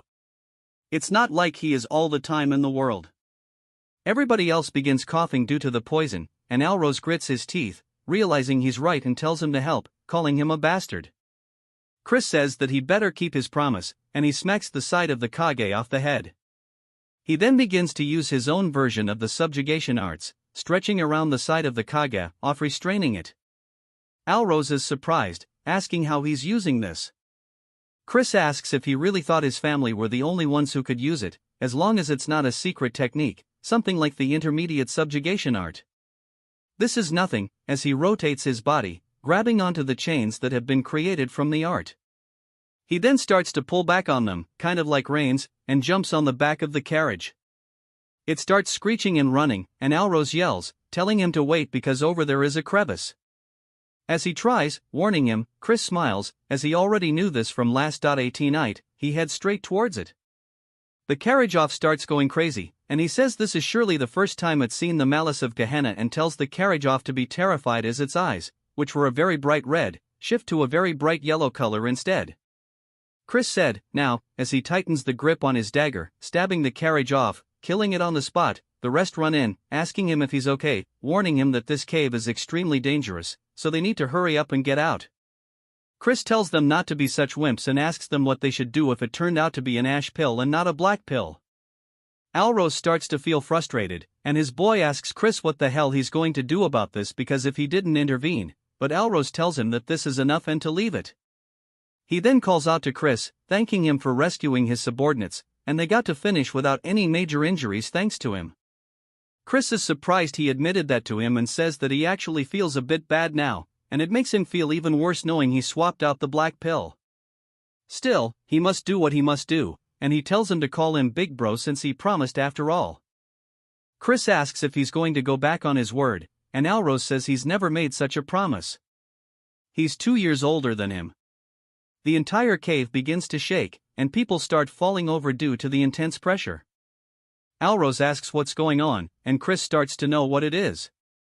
As we see 2 giant blue eyes appear in front of them, Chris starts to look a bit anxious. We hear a monster saying that it's the first time it's seen a plaything in a while. Chris says this is a demon of Gehenna. Aloe, shaking with fear, tells Chris to run away since he's an outsider and that he should save himself. Chris spots Simon up on the ceiling and rotates his wrist, getting the dagger ready, yetting it straight towards him. It goes straight through Simon, or at least it turns out that's his familiar that he was using to keep watch over things. As it starts to lose connection, Simon is surprised, asking when he noticed. He was planning on stopping the demon after observing for a bit. Now that the bat clone he planned to use to teleport there is gone, it'll take him at least 5 minutes to get there, even if he uses blood magic to its limits. And if he gets there too late, everybody will die.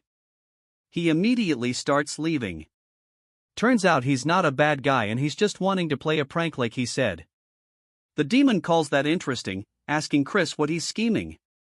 Chris says he just doesn't like it when people try to take sneak peeks at him. The demon laughs, saying that he sure does have a lot of concerns for a dead man.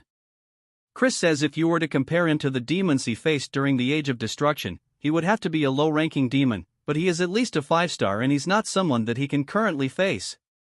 He then raises his finger up into the sky, saying that it's not all bad. As he uses the same spell to put everybody else to sleep like he did that one girl when Lardos and Pomodore were trying to kill her, ELO's subordinates start to lose consciousness. Alros yells, asking what the hell he's doing when they need to fight together. Chris says that he sure does have a strong resistance to magic and hits him straight in the gut, telling him to go to sleep already. I think he just killed him. Rip the demon asks if he's going to offer them to him and that he shall spare his life and even personally bless him in exchange for the sacrifices. Chris tells him to stop yapping and it's his principle not to associate with demons. As he starts to unshed the holy sword, the demon recognizes it, saying that the idea is commendable but a holy sword that he cannot use is merely a piece of junk. As he starts to prepare a spell, it shoots out directly towards Chris. He blocks it with his sword, but it's not enough as it sends him flying into the wall of the cave, knocking him unconscious. The demon then grabs him by his arm and lifts him into the air, saying that he shall give him a chance to offer them to him and then he shall spare his insignificant life. Chris spits in his face and asks why he thinks he can't use the holy sword. He manages to free himself from its grasp and grabs onto his legs. Tucking as he lands the flip onto the ground, he then starts to use his other energy core as the holy sword's tip begins to regrow using aura. The demon looks nervous, asking how a fiend like himself can use the power of light. Chris asks if he's finally feeling as if his life is in danger. The demon says that this isn't going to stop him as he starts to form a giant red orb directly in front of Chris. Chris readies himself, taking a slightly wider stance and yells, using the Dead Sea cleaving light as he swings his sword down, sending out a giant yellow wave directly towards the demon. The demon says this can't be as it takes the attack. It lets out a scream, and I'm assuming that he kills it because it drops to the floor. Chris's eyes look extremely tired, and he says that he pushed his body too hard. As his vision grows more narrow with every passing second, he starts to fall over onto the ground, and they begin to lose focus. We then see his past life, and Evan is asking him if he really replicated his ability. Chris says that it was sort of like this, and Evan says that he sure is something and that the Dead Sea cleaving light literally signifies the single flash of light that divides the Dead Sea. But it's ironic. Despite using the sword technique, he failed to become the light of the Mir clan, but Chris surely will become the light who will save the world. As we see a blue finger touch a puddle, we see Chris still on the verge of death, and the woman says that this is interesting. She says that her name is Mefina, the first seat of Gehenna, 7th realm. Chris closes his eyes as Meph says that she looks forward to his actions in the future. It then jumps to the manor of Count Timon. Chris says that his head hurts and he can't believe that he's been lying here for 2 whole days. It's been a complete waste of time, but his body still seems fine. He starts looking around for the black puddle, spotting it beside him saying this is great. He mentions the Mefina thing, saying that it was unwanted attention. Occasionally, fiends who stand out early on receive a demon's blessing and can be nurtured quickly, but he doesn't care since it's something bad guys receive. But a 7th world demon wouldn't even be that high level to begin with. Some giant lion-like dude enters the room asking Chris how his body is, and we are introduced to the patriarch of House Tyramin. The Count Chris greets him and goes to get up to bow, but the Count tells him that he should just rest. Chris wonders what's going on, and he says yesterday they organized an investigation squad and checked the cave. It seems that someone had tampered with the magic circle that seals the entrance to Gehenna. Fortunately, it seems the demon kin was reverse summoned in the meantime, but no matter how much of a fleeting moment it was more than enough time for everyone to lose their lives. Chris wonders if they really believe it was a reverse summon, but it doesn't make sense since it would be difficult for them to even consider that he killed it since he doesn't need to think of an excuse. That's a plus. The Count says that he would like to start with an apology. He's sorry for treating him so poorly using only the rumors of him being a good-for-nothing. He then bows, thanking him, saying that he is a benefactor of House Tyramin and he is grateful for him. Chris tells him not at all, and as a member of the dark magic clan, he just did what he needed to do as they are family after all. While it does hurt his conscience, he decides to muddy the water a little bit, but it seems like that resonates with the Count. He says that's right, and if there is something he can help with, then he should let him know as long as it isn't something impossible. He will make sure it will happen. Chris thinks about it, saying in that case, he hopes that House Tyramin will shake off the old grudge against House Khazar instead of the enemy-like relationship they have now where they keep bearing their fan.as they each other. He wishes that they would have a friendly but competitive relationship where they can plan for proper advancements together, something that matches the fact that they are bloodline. Ken then goes to say something, but Chris says that he's sure he also knows the reason why their two houses are feuding is because of the behind-the-scenes work of the main clan. Since if the branch families work together from the main clan's perspective, they may feel threatened, it's a scheme to keep them as mere dogs who guard the house. The Count asks if he's planning a revolt against the main clan, and Chris says that he has no such thoughts. The Count can't believe that he would think so far ahead, and Chris thanks him for the praise, asking if he'll accept his request. The Count sighs, saying that for the first time in a while he should contact Count Khazar, but before he finishes his sentence, he calls him by his name instead. Chris smiles, saying that's right, and if he just unites their forces like this one at a time, they can establish a much firmer front during the Age of Destruction. The Count then gets back to asking him what he's waiting for, saying that his son had something he wanted to say. Alros tells him to take this, and we see him embarrassed as he holds out the ash pill. He says when he came inside the cave, it was on the floor, and since he showed no signs of waking up, he made sure to take care of it. Chris says if it happens to be that he is so grateful that he wants to give him more things, he can do that too. Alros starts barking at him, and the Count laughs, saying that he shall give him a gift instead. It's a summoning stone that can store up to a rank 4 demon beast. Chris says this is a really rare item. The Count says that he'll also make a report so that he can participate in the sacred dark art and wishes him good results. Chris thanks him for both the gift and his encouragement. The Count then tells him to rest up as he and Alros leave. Chris smiles and tells somebody to come out. Behind the curtain, we see a red aura, and Simon says as expected, it wasn't a coincidence that he had discovered him. To think that he could see through stealth that even the Count could not. Chris said that he could smell the scent of blood. Simon introduces himself as the head butler of the dark magic clan. Chris wonders if this means that he is the elder head's henchman. Chris then wonders where he's heard the name Simon before and says that this is the master of the Blood Shadow Mages. He explains that the Blood Shadow Mages don't differentiate between the Magic Empire and the Dominion of Light. They are a psychotic organization who reveled in indiscriminate slaughter and terrorism. The leader was a fiend who reached the heights of 8 stars, and during the endgame of the Age of Destruction, he reached 9 stars and became the 10th Demon King. He can't even count how many times they almost died because of that leader, and not to mention, Simon is the blood and flesh of the Demon King of Carnage. Simon said that he never thought that the young master would be this amazing. Not only that, but to think that he could even eliminate a demon. Chris says that he's certain that he took care of it alone, asking if he might have seen the Dead Sea cleaving light. Simon says that he can tell he's playing dumb. After having gone to the cave, even the demonkin's corpse was completely annihilated, leaving no trace. And that it was not a reverse summoning, for it to be completely vaporized inside the cave. He's impressed by his skills, and he wants him to explain how he did it, as he should understand what he's saying since it will all be reported to the Elder Clan head. Chris asks why he should reveal his trump card. Simon reminds him that this will be reported to the Elder, and Chris says that if he were the Elder Clan head instead of a little nerd who answers every question, he would be like a predator who keeps their claws hidden to the very end. Simon looks surprised, saying that he surely is an interesting person.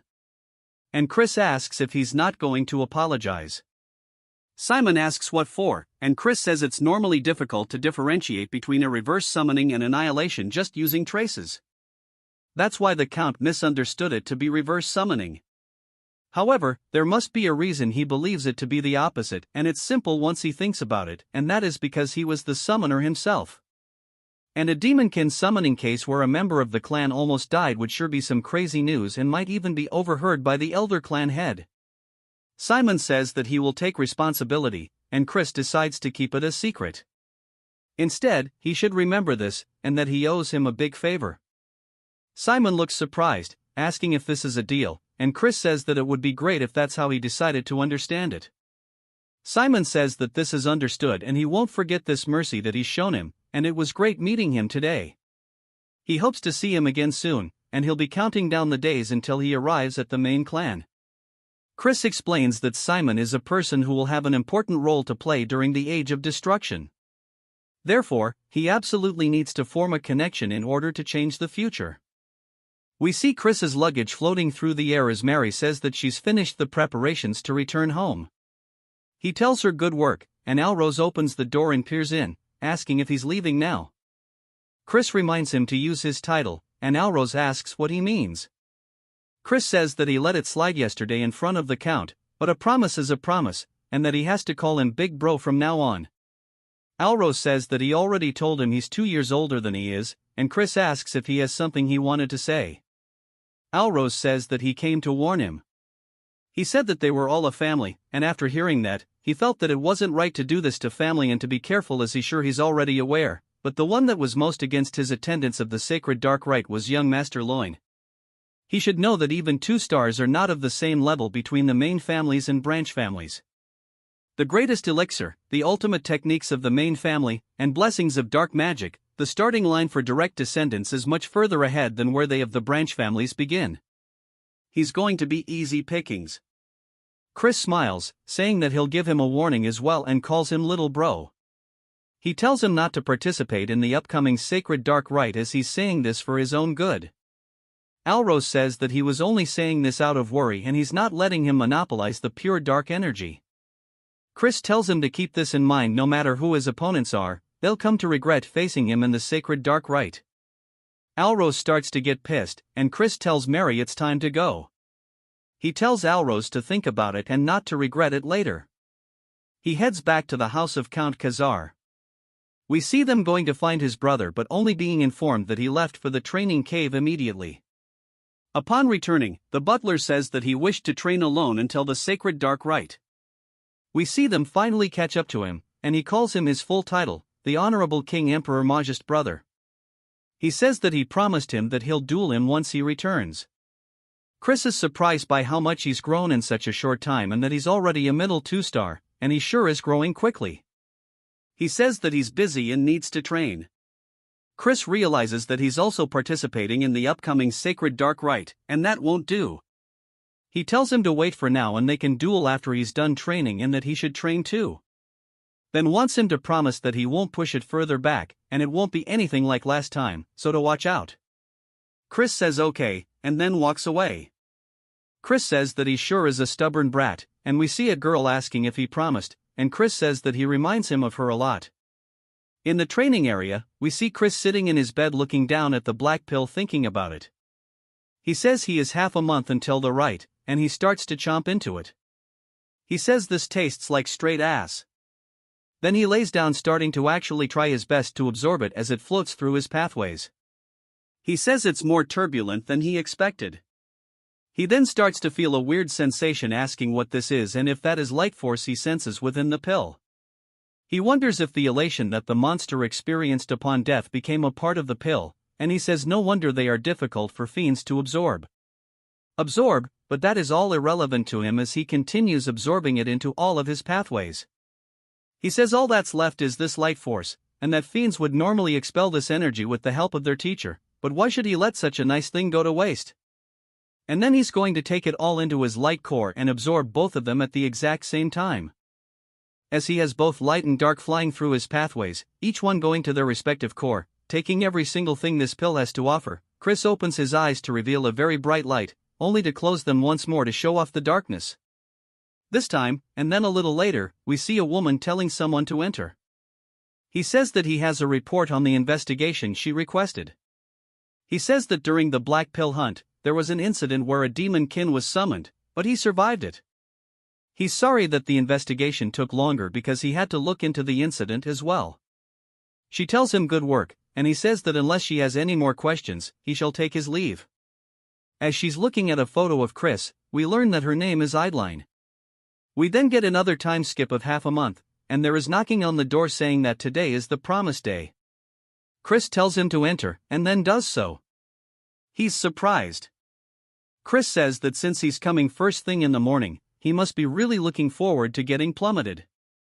Then, he's just wondering what's going on since his presence leaks beyond what it was half a month ago and tells him not to make him laugh. Chris says that if he's desperate for a taste of an ass whooping, he'll grant him one right now, but if he wins, he should give up on participating in the upcoming sacred dark rite. Then, he asks what he's saying, and Chris says that as he knows, it's a competition, and weaklings should stay out of it. Then, he tells him to shut up and raise his sword. Chris says that he's so blind to him showing brotherly concern, and he guesses that he needs to knock it into his skull for him to get it. Then, he dashes off the ground screaming it. Then, he jumps to Bro, being in the infirmary. He got off screen.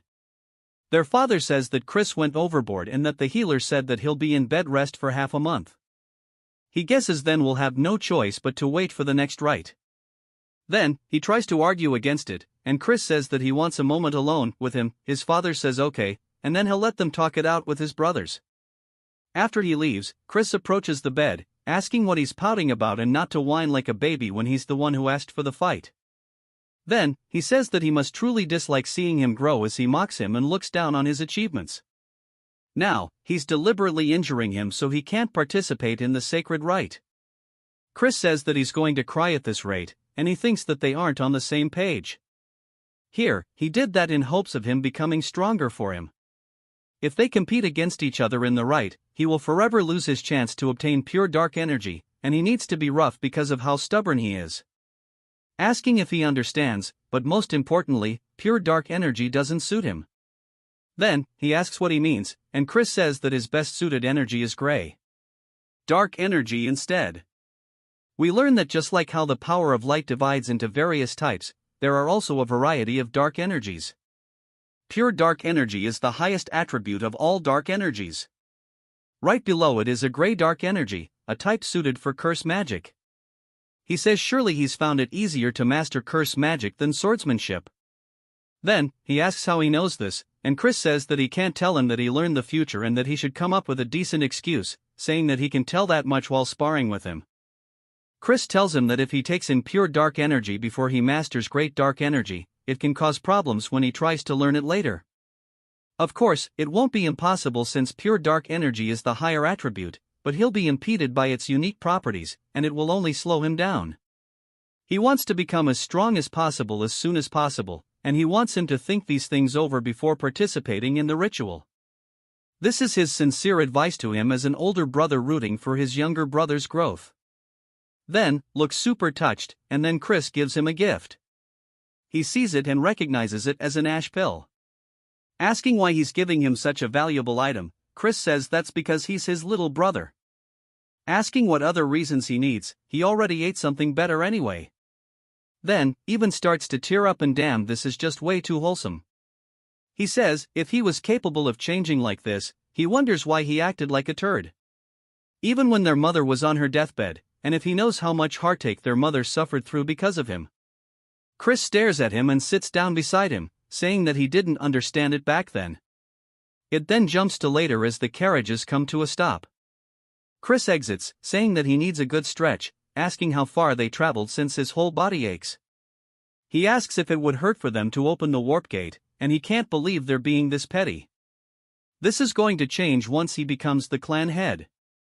Mary then flies in, saying that she can't believe they're going on a date with just the two of them. Also, that this is making her heart go crazy. He says that she doesn't even have a heart, and he explains that because the main family limited him to bring in one companion, he can only come with Mary since she's attached to him due to their pact. He sees other people talking about him, and Mary says that he is already famous. We then hear Simon calling him the young master, and everybody else is surprised as they recognize him and they ask what the head butler is doing the greeting. The good-for-nothing Simon says that it's only been half a month, but he's managed to grow so much more. Chris asks if the elder clan head, Aid, has nothing better to do with his time. Simon says nonsense as he is here on his orders specifically, and that the elder clan head would like to meet him personally. Simon says that he doesn't even seem surprised, asking if he was expecting this. Chris says that no, he actually was surprised, but Simon says that's not what he saw. It then jumps to the clan head's room, and Simon says that he's brought him the clan head. The clan head says good and tells Chris that it's been a while. As we see Marion with him too, Chris starts to feel a very powerful gaze, saying that this presence is dominating and he can barely stand from the pressure alone. And for him to exude such dark energy despite knowing that someone of his level can't withstand it is pretty crazy. His hands start shaking, and he lowers his head, greeting the Duke. The Duke asks if he was not surprised by the sudden meeting with him, and Chris says that he expected him to call him the Duke. The Duke asks why, and Chris says that it's because a new star has appeared in the clan.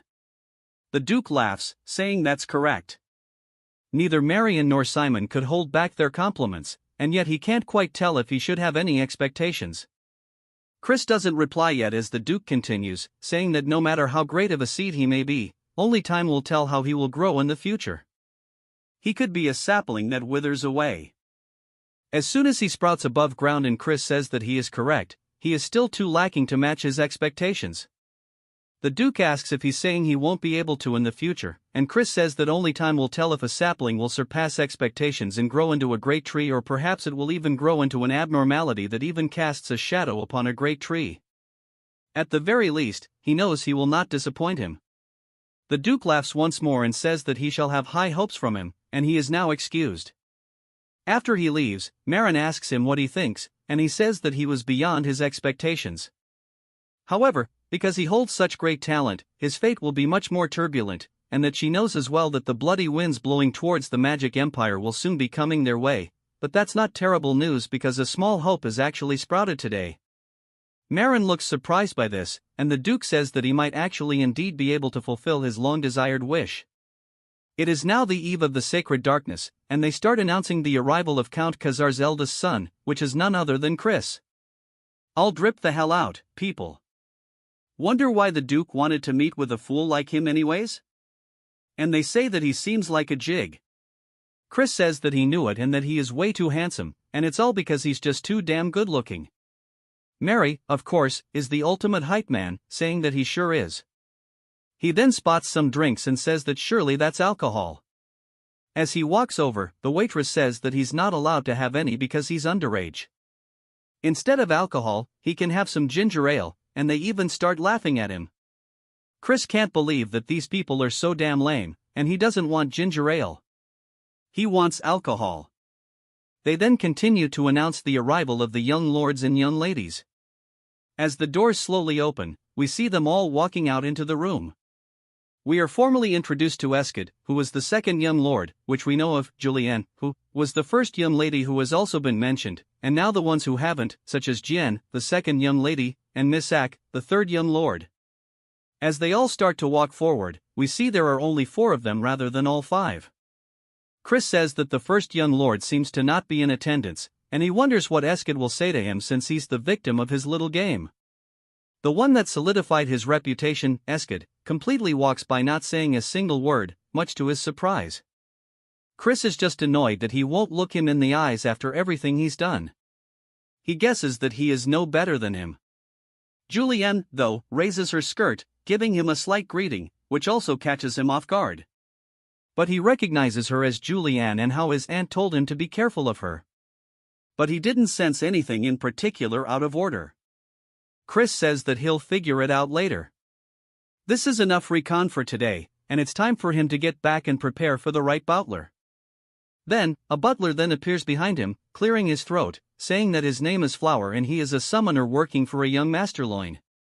Chris asks why that matters, and he says that he heard that someone who was unworthy will be participating in tomorrow's sacred dark rite, and he is worried that an underqualified participant might cause an accident, sullying the name of the Great Dark Clan. Chris asks if he is seriously trying to say that he's talking about him, and Flower says that he just simply has to prove that he is not. Chris then looks up towards the upper floors, and he sees Loin glaring down at him. Chris says that if he doesn't like him, he should step up himself and that they can have their little heart-to-heart during the rite. He says that he'll do it since it doesn't even sound like an inconvenience, and now he wants to see the party tricks. He says not here since he's unarmed, and Chris asks if he really expects him to use a weapon to face some rat like himself. Flower says that he will regret this, and Chris asks if he's sure since he thinks he's going to be the one to regret this. We see both Chan and Julianne staring at Chris, particularly Julianne. All of the guests start to look surprised by something, and we see what it is now. As it is, Flower is getting himself rocked by a bunch of spirits while they even start feeding Chris grapes and treating him like royalty.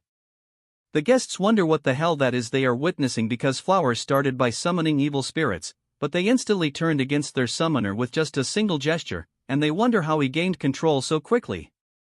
Chris asks if that was young Master Lo's wishes just now, and that's pretty unbecoming of a direct heir of the Dark Magic clan, and he should have just challenged him to a duel if he had any grievance.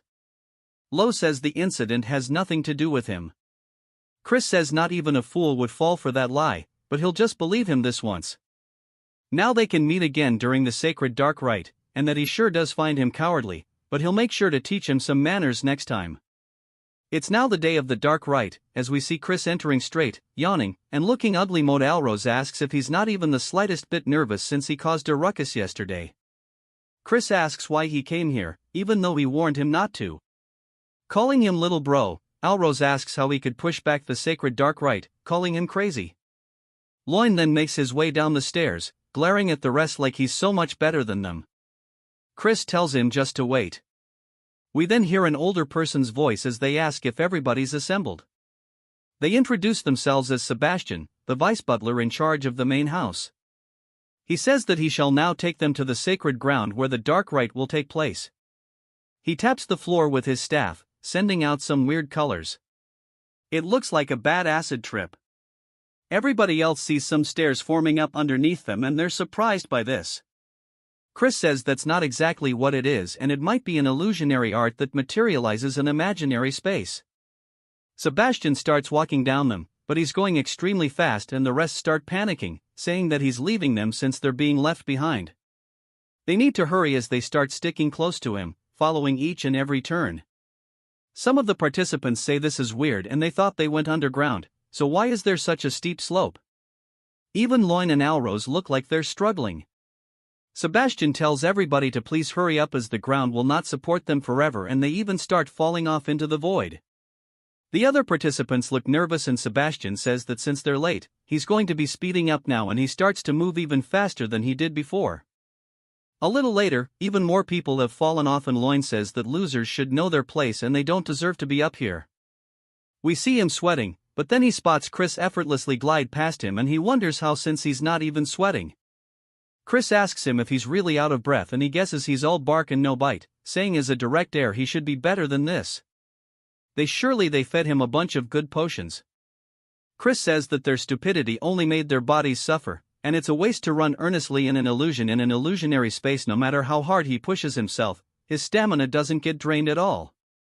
And just by twisting one spell, he can become invincible within this realm. Sebastian looks pleased, saying that he must be the young Master Christian. They finally get to where they're going, and everybody's panting, gassed out. Alrose asks why Chris isn't scathed. He says this is why he should have trained his body more instead of riding his beast everywhere. We then hear a different voice welcoming everybody as a crystal forms in front of them. It floats around the room, and she says that as they may all know, this is the sacred ground where the purest of pure dark energy bursts forth. Thus, they call it the sacred darkness. And she introduces herself as Rahu, the manager of the sacred ground. She welcomes the young masters and young misses. She says what they will be doing today is obtaining the great pure darkness like the third-ranked demon king, the Dark Destroyer, the progenitor of the dark magic clan. A blue light then starts to form on the ground, weaving underneath every single one of them, and she says that there is not enough for all of them to share. All of the demon beasts inside will test their worthiness. Chris asks if all she's saying is that it's based on who arrives first, and she says it's very perceptive. Chris asks what if an unforeseen mishap occurs, making the competitors fight one another during the rite, and if they will be disqualified. She says that because each of them will be on a different path, they should not run into one another, but on the off chance they do, they should avoid conflict as the more time they waste, the better it will serve the other competitors. She starts to count down, saying that they need to focus up and prioritize their own safety. May fortune be with them as the countdown is finally ending. They all start running off down their own paths. We see Sebastian and Raha standing there, and Sebastian asks if she wants to bet some blood juice on who will win. But of course, she vanishes, and he can't believe that he got brushed off once more. We see Loin making his way forward down a tunnel. He spots a swarm of beasts ahead of him. They start preparing magic and leaping at him with fire in their mouths. He starts to imbue his hand with aura as he smacks forward, hitting one in the throat and quickly moving from wolf to wolf, getting rid of them on the spot. He says that at best, they are lower-ranked second-tier magic creatures and that these are nothing to him, an upper 2-star though. He's sure that Chris is having a very rough time right now. According to the rules, each path is supposed to have the same distance and time. However, he bribed a mage so that only Chris's path will have stronger demon beasts, and that he's going to come across some stronger demon beasts by pure coincidence. We need a tragic fate since any death that occurs during this is overlooked. It's going to be his grave. After a while, he finally comes across a door, and Lo says that this must be it to the sacred ground, and Chris knew he'd be the first one here. Chris asks what took him so long, as he thought he was going to die of boredom from all the waiting.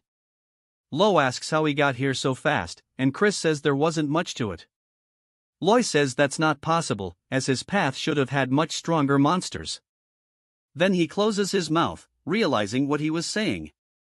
Chris smiles, saying no wonder he thought they were at a higher level than they should be, so it was all his doing. Lo asks who he is to throw allegations like this.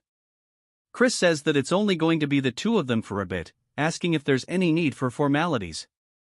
Lo calls him an arrogant turd, saying it's taboo for competitors to clash during the right time, but he's going to crush him here and now. As he swings forward, Chris easily dodges the attack and says that he's using magic combat arts. It's a combat technique that explodes magic power at close range or disables his opponents by snapping their joints. Chris continuously avoids each and every one of the attacks to the point that he's getting annoyed, and Lo even calls him a slippery rat. Lo then spots Chris's hand, thinking that it's an opening, and charges forward, saying that he's going to break him. Chris calls him a dumbass and he grabs his wrist instead, putting him into an armor. He tells him not to cry even if it hurts, and then all we hear is the sound of it snapping, and he lets out a very loud scream. We then see Alrose running down the hallway, asking if he's too late, only to see Lo and another competitor both lying on the floor. Alrose asks Chris if he did this, and Chris calls him slow as hell, asking if he's going to faint on his own now or if he needs to beat him until he does. Alrose says that he hasn't been sitting around doing nothing and to come at him. Of course, he got folded like an omelet, and Chris says that was some real déjà vu. He's sure they'll find them if he just leaves them here. He explains that 5 years from now, the first great war against the Alliance will break out, and he needs to have the dark magic clan within die in his grasp before then, which is why he can't share even an ounce of the darkness with them, and since he's done cleaning up, it's time for him to take possession of the sacred darkness once and for all. The sacred darkness is the power that grants a fiend the possibility of becoming a true transcendent. The Duke, who is known to have absorbed 80% of it, is one of the strongest alive, even amongst the demon monarchs. The Dark Destroyer also absorbed more than 90% of the pure dark energy to become a demon king, meaning if he can make 100% of the dark energy, he can exceed even the demon emperor himself. As he stands before it, he slowly stretches his hand out until it starts pouring through all of his paths. It then jumps to some people, saying that was unbelievable. Every other person than Chris was eliminated. This is a disaster as the young Master Loin is in serious condition. They start saying that he probably used a trick or a banned magic tool and that they need to investigate thoroughly and punish him. Jian says that won't be necessary as that bastard won't be able to enter the sacred ground anyway. The fact that he hasn't left for 2 days must mean that unless this is all the time required to absorb the sacred darkness due to the quantity, he is already being crushed by the sacred darkness and died. Even the Duke had run into a limit of how much he could absorb, and that Chris is definitely dead and there won't even be a corpse. Left behind, as she walks away, she closes the door and looks pissed, saying that even if he comes back alive, she'll kill him herself because when her father died during his battle against the Alliance, only she and Loin were adopted by their uncle Viscount Langham. That's why her footing within the clan is already unstable, and since Lo wasn't able to receive the sacred darkness either, no one will support him in becoming the successor, and that she will pay Chris back for this indignity. Even some of them start saying that the good-for-nothing still isn't out yet and that he must already be dead and it's punishment for being greedy without knowing his place, and they say that even the ghost over there is waiting for her master, but she'll soon meet her master's ghost. Mary puts a hole into one of the bags, pretty much giving them a warning, and she says that her heart flutters as she waits for her young master, but if they keep being noisy around her, she'll turn them into ghosts under her control. They run away saying they're sorry, and she returns back to being a cutie pie, telling Chris to return quickly as a man who makes a maiden way is not cool at all. It then jumps to Chris, sweating hella, saying that this is an unending darkness that chokes the breath from his throat and that he's only around the 70% mark and that this is a lot more difficult than he expected, but he has to endure no matter what. The real test will begin around the 90% mark and if he takes in too much, he will die. Ceases his limit, his core will shatter, and he will die here before the war even starts. He then realizes something, saying that's right, and that if only he had a dragon heart, the dragon has the largest container for their core. So even if it's just for a few minutes, he can imitate its heart. There might be something about it. As he does his best to do so, even more energy is being absorbed, and it slowly starts to shatter. He says this is his limit and needs to stop. We hear Mafina asking him if he needs help. He then sees her appear in front of him in this subspace, and she's a big girl, but he is just taken aback. He asks how a demon is in this space, and she says that the power of demons is to communicate within darkness, and this poses no difficulty to her. And that it is possible for her to help him in this instance without any conditions. He asks why, and she laughs, saying that it's just a fleeting whim to take her hand as it will let him take in all of the sacred darkness. It then jumps to 1 week later, as the Duke is setting down his cup. He says that he would be hard-pressed to say that Chris is still alive when there has been no news at all. Marin seems confused, asking why he would be so greedy to this point. Simon says that Count Langham also agrees with him, and he wishes to close the pathway leading to the sacred ground. Soon, the Duke thinks about it and asks Simon if he will give the command. The Duke says that he is just trying to test this old man, and he asks Simon if he thinks that Reckless Child is still alive. Simon says the odds are close to 0 but that he is pretty interesting, so he doesn't actually know.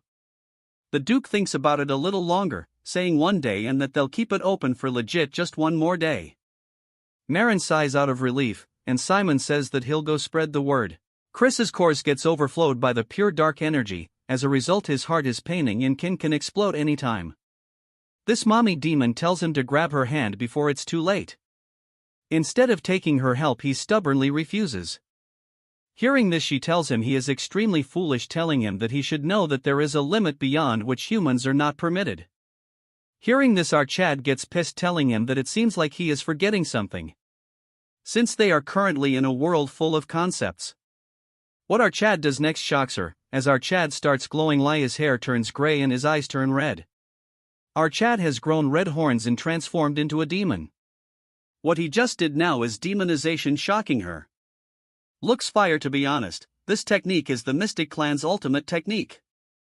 It is a forbidden spell where a mortal temporarily transforms into a demon to bring forth explosive abilities. Although it is powerful, it is lethal to the user. In the past Lena died after casting this spell. It's probably that Fox girl who taught our Chad all info about the demon clans. If he were to remove the parts of the spell that amplify dark energy, he can use this world's dark energy to his advantage and form a bowl to collect the energy without accruing any penalties. As our Chad forms the bowl gathering the energy and slowly and steadily the dark energy starts accumulating. Since this plan worked with this container, he can collect beyond 90% purity and make all the sacred darkness his. The demon mommy is in disbelief that our Chad formed a black crescent. It's not possible that a mere mortal no different than an insect to shed his body, in order what she said that he has surpassed human limits.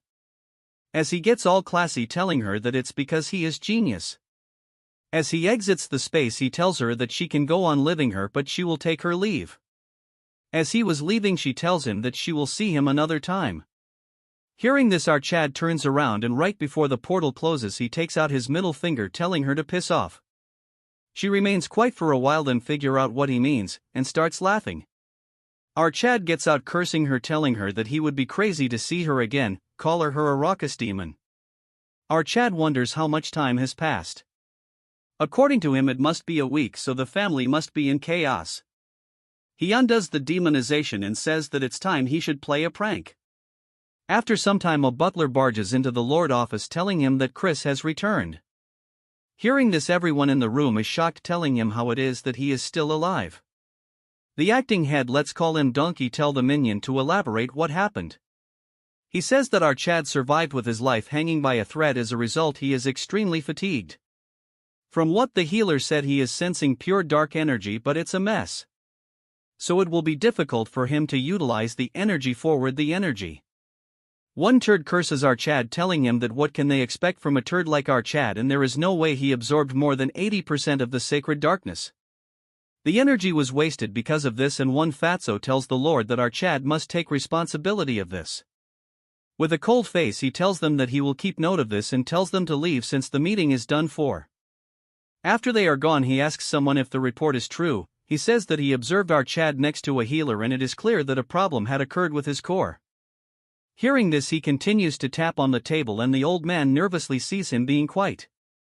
As he gets colder he tells this guy that Loin needed to become the young lord, a sacrificial lamb and the key to their plans with the poison magic clan.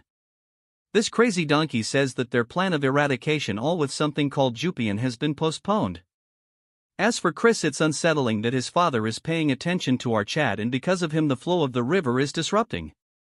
Hearing this the man keep quiet as if he needs to go to the toilet. After a few more of this annoying tapping he orders his to bring Chris down to the darkness hall the following day. He will announce Chris's coming of disposal before vassals. The next day as our Chad was summoned, he thinks that they are desperately trying to get rid of him. Since they gathered all important people here for this meeting. This donkey asks our Chad if he is aware of the sins our Chad has committed during the sacred rites. Our Chad says he is aware all while the leader is seeing a distorted core. He asks Chris to elaborate and he says that his peers are unworthy of their lineage so he should have pummeled them even more. Hearing this an ugly female wearing a suit gets angry. The donkey explains that our Chad's mistake was that even though he was able to monopolize the precious resource of the dark magic clan, he wasn't able to produce a result befitting of that privilege. Chris asks him by what measure did he use to exactly come to this conclusion. He says that a purity of 70% is a bare minimum. Our Chad asks him what sort of punishment he would befallen him if it's below 70%. This fish face says that he will not inherit any of the dark magic techniques. Additionally, he will forever be barred from entering the grounds of the main house, and his succession of the house of Count Khazar will be denied as well. Our Chad acts as if he doesn't care telling him how he is going to measure it, as it seems even he cannot fully measure it. That's when the fake Eskid raises his hand telling our Chad that he's CA help. He says that although Christian's core is in chaos, a dark energy clash should be able to measure his purity. Since he absorbs 70% of the sacred darkness, if our Chad is able to overpower him, then that would mean our Chad has achieved greater.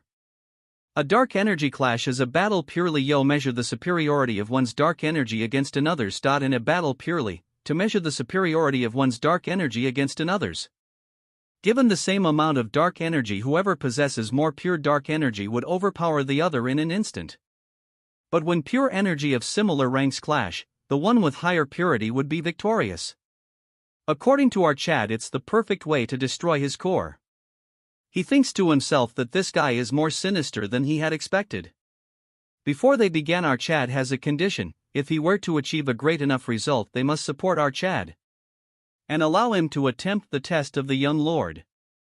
Hearing this, a few get shocked, but his third brother agrees, telling them it doesn't matter if one is of direct bloodline or a branch family when aiming for the seat of the young lord. As the other remains quiet, he says that it's the way the magic empire for the strong to lord over the weak. As he gets onto the stage, he tells Chris that during the dark energy clash, if one doesn't have sufficient control over it, it could hurt your core. So to match his rank, he will only use dark energy of only a beginner 2-star level. As they reels their energy, our Chad tells him that he doesn't need to do that and should worry about his precious core. As he releases his energy, the turd says that hearing him speak such word makes him look forward. As they collide, our Chad instantly overpowers his 2-star dark energy. This turd is shocked because his dark energy was nullified without our Chad gathering any strength of his own. He uses the dark energy of an expert 2-star, but the results are the same. Our Chad, seeing this display, says that it's an utter disappointment. He angers him more, telling him that he was acting so high in might yet he is this weak. Because of this taunt, he releases aura. Seeing the reels, the others says that it's a 4-star dark energy. If it hits, it will shatter our Chad's core. A dragon-like energy forms around him. But another dark energy forms from the other side. A huge claw large enough to squash it forms. It's so enormous that in front of it the dragon looks like an ant. As our Chad tells this turd that during an energy clash, if one doesn't have enough control, one could hurt his core, so he should be careful, as the energy damages his core, making him scoff blood. Our Chad takes the energy back, thinking it was not enough and he should have broken his core. Since he is smart, he coincides telling everyone that our Chad has a purity of at least 90%. Hearing this, everyone gets shocked and our Chad turns around, telling the Lord that he now has the right to be a young lord. Hearing this, the donkey is shocked, not showing a single reaction on his ugly face. Like always, this ugly turd continues to tap on the table, then tells our Chad that as promised it will be permitted to take the test of the young lord. However, no member of a branch family has taken the test before. As the acting head, he will randomly select a test for our Chad. Chris thinks to himself that what he is saying is that he will give him a test that'll be impossible for our Chad to pass. His qualifications will be assesses at 2 different points. First, he will prove his talents. Next, he will need to achieve a feat befitting of a young lord. Our Chad asks him how he is going to prove his talent, and the turd asks him to reach 3 stars in 3 months. Our Chad remains quiet, telling him if that is all, stating that he is a genius after all, so it won't be that difficult. The man remains quiet, then says that he is looking forwards to seeing what he achieves in 3 months. Later that in a quiet room, the turds sit across each other. As the retard sips tea, he is disappointed on Eskid, and he says that it is all his fault for having underestimating our Chad. Because of this, even his core took a blow, so they must deal with him quickly before he becomes a problem. He tells this junior turd to not worry, since he should be aware why they intentionally go out of their way to not absorb more than 70% of the pure dark energy. The higher the purity of the absorbed dark energy, the more difficult it is to raise the rank of said energy. It is exponentially difficult. In fact, achieving a mere 3-star level will take multiple times longer than others. So he asks this turd what he thinks will be the case when he has absorbed 90%. So no matter how much of a genius he is, he won't be able to overcome that wall. Moving to our Chad, Marie serves him food, telling him that the news of his performance has spread throughout the mansion.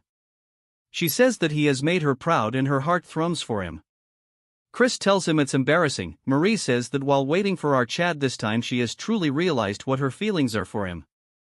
As she longed for him every day felt like an eternity. Damn, this hits hard. Hearing this, Chris remembers his past memories. The fox girl is worried about our Chad, and the saintess says that with his agility there is no way he would be hurt. She is Rania, as she tells him to give his hand to her. Hearing this, Foxy says that she can directly say she was worried about him. Hearing this, she gets embarrassed, telling that even the hero was worried about Chris. Remembering all this, our Chad gets happy, thinking to himself that after escaping his hellish can that only wished his death. His entire life was full of bloodshed until he met those with hearts filled with warmth. As Marie was preparing her blood juice, Chris says now he can speak words he couldn't, thanking Marie for waiting for him. Hearing this, she gets shy, telling him that he has finally understood her true feelings. She acts like her heart was racing. Hearing this, Chris says she doesn't have a heart to begin with. She is so cheesy that she tells him that it was stolen by our Chad. Chris says that since she waited for him, he will give her a reward, offering to go on a walk with him. Hearing this, she starts acting crazy. She gets all dressed up as they go on a walk. What a piece of art, she'd better get a body soon. Chris thinks it's cool to relax once in a while, and she still has to reach 3 starts in 3 months. He thinks that it will be tight, and even with the guidance of the Branch family tutors, still handling over 90% darkness will be difficult by himself. That when a voice intrudes, telling him that he is focused on going around and causing trouble. Turning around, it's our Chad's auntie, and he greets her. She asks him if this is the right time for him to be wandering around the garden without a care, asking him if he found a teacher to aid in his training. He asks her if it's her, but to his disappointment, it's not her. She shocks him when she says that it's not her but someone else. He tells Marie to leave, telling her that he will see her in dinner. As they walk down a staircase, our Chad tells her that he doesn't know who the teacher is, but he is thankful that she is thinking about her nephew. She says that she doesn't believe he should be thankful about this, explaining that he will experience it himself, elaborating that he is not kind with his teaching. To add fire to this, she says that not even one of her siblings could keep up with his training. She warns him that this opportunity will not come by often, so he should not disappoint him. As they reach the end, Chris gets shocked, asking her if the kid in front is lost. Well, why is 200 or 300 old year cosplaying a kid? This part is also very short since the chapter is very small. Seeing the kid, our Chad pats him on the head and asks him where his parents are. But the look on the face of the kid is more scary than he had thought of. That's when our Chad realizes what he has done. His aunt tells him to show some respect and start with a hello, since this is the incarnation of the clan head. As he observes Chris, he gives him a formal greeting. As dark energy exudes from our Chad, he is shocked to see that he has observed beyond 90%. He tells Chris that he has achieved something great. However, he should know that it was a foolish decision, which our boy has no objection against. Role-playing old man says that as the one with 80% of the sacred darkness, he encountered walls that were much higher than others. He shares that even their progenitor never would have been able to reach the stage he reached if not for the grace bestowed by the Demon Emperor. He cannot fathom the walls our Chad will encounter on his journey. As such, he offers to return a portion of our Chad's dark energy into ether. He says that with his talent he can easily handle 80% of the dark energy, and anything beyond that is greed. Before he could finish, our Chad a question to ask him, asking him why the Dark Clan has become so weak. This even alert his auntie until he start blabbering. With a straight face, he says that while they may not be at the level of the Mystic Magic Clan and the Undead Magic Clan, those called the Heaven Above the Heavens, they are still seen as the weakest among the 12 noble clans. The little old man asks him if there is a reason for this. Chris says that the Dark Magic Clan has certainly prospered beyond what success he knew in past generations. This is all thanks to the achievements of the clan head. Yet even so, the other fiends say that the Dark Magic Clan are not what they used to be. He says that there can only be one reason. It's because they lack the quantity of absolute stage individuals above 8-5 tars of power. Hearing this, old kid remains quiet. In the future, when the Demon King of Carnage attacks the Dark Magic Clan, at that time Nordian will have already died, since there is number 8 stars and only a few 7-star fiends will be left within the clan. Them, along with the clan's 10,000 soldiers, will fight against the Demon King. But in the end, they will be defeated and forced to become his slaves. That is how important the absolute stage personnel of B-stars and above are to the clan. And there is no way that the elder clan head isn't worried about this. The old kid agrees, saying that he understands that very well, but is concerned that he will be crushed under the weight of pure dark energy and won't be unable to grow. Chris asks him if he is not curious that with this power of his, will it only stop at strengthening the clan, or will he leap above those trials and become a being of limitless power that will rule over all? The kid laughs, saying that our Chad has a way with his words. He says that he won't regret this decision, as a dark energy forms under his legs. In a matter of seconds he gets engulfed into the pool. Waking up, he sees that he is in a forest. A voice says that his first task is to inherit the pure dark energy. Chris is confused as he tells him to survive. Behind Chris there is a hungry double-headed bear, as Chris notices its presence, telling himself that he is in a lot of danger. Using his sphere, he is observing our Chad. Auntie realizes that it is a trial and asks the clan head that throwing a 2-star child into a 4-star magic den. Hearing this, he summons another rock lizard. She apologizes to her nephew because of her words it got harder. Old Kid says that as he continues his struggle to survive, he will come face to face with the true nature of pure dark energy.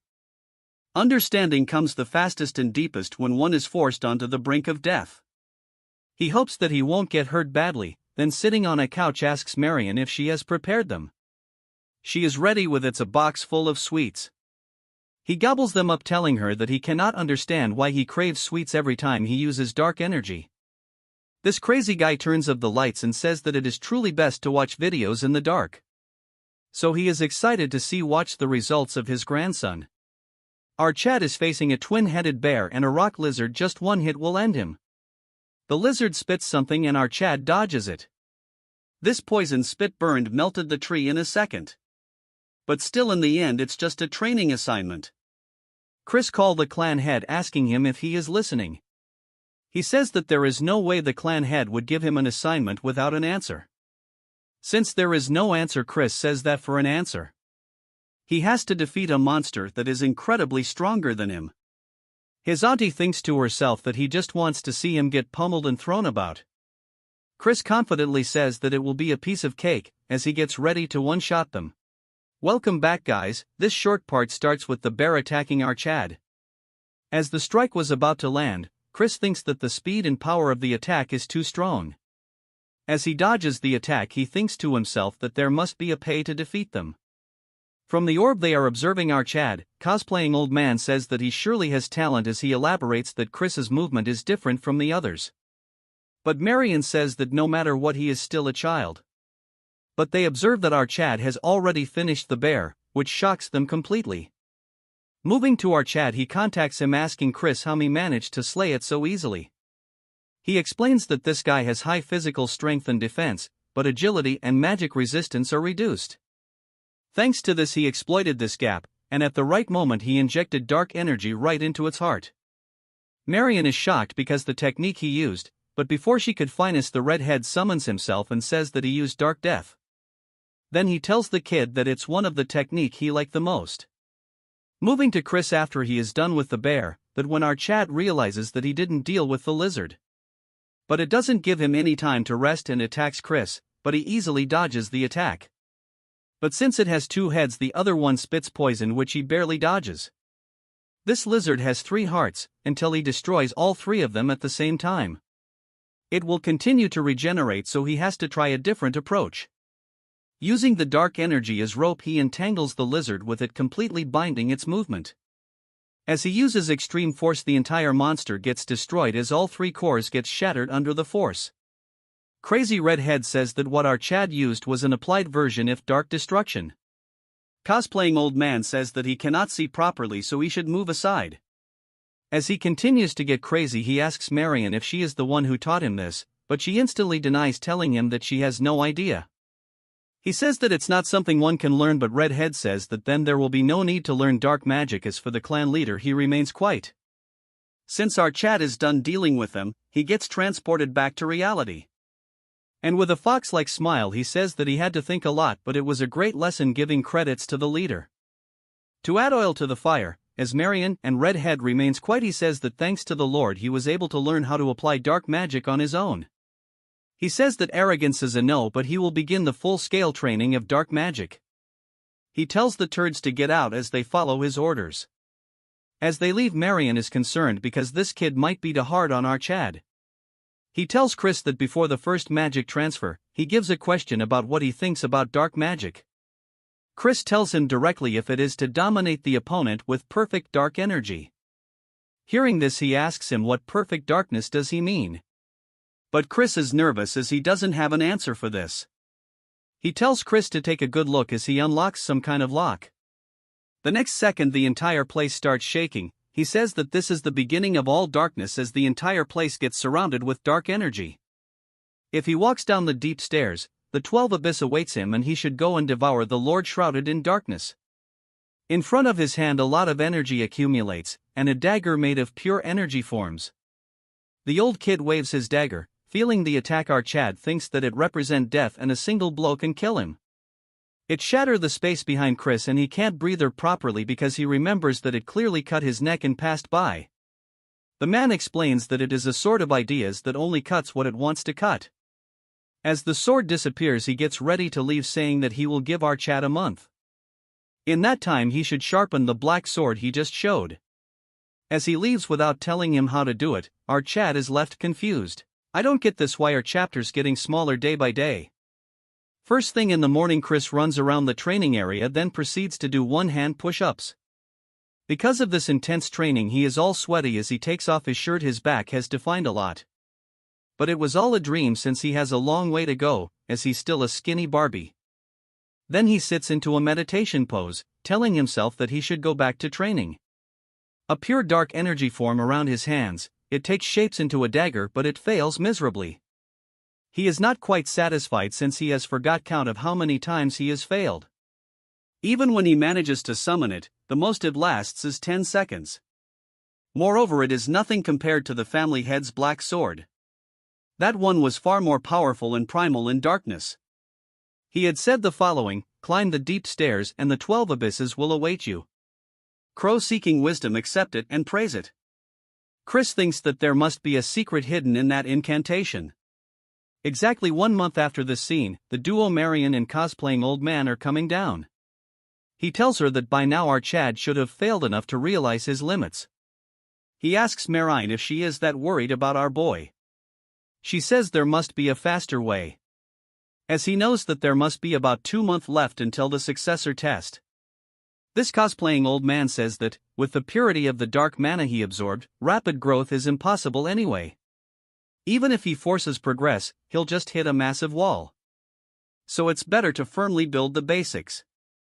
As they arrive and comes face to face with our Chad, he is extremely surprised. Because Chris had managed to manifest a dagger, as Chris tells him that he figured it was time for him to show up. As they are left shocked, Chris thanks the family head, telling him that it all because of him. That he managed to reach 3 stars faster than expected.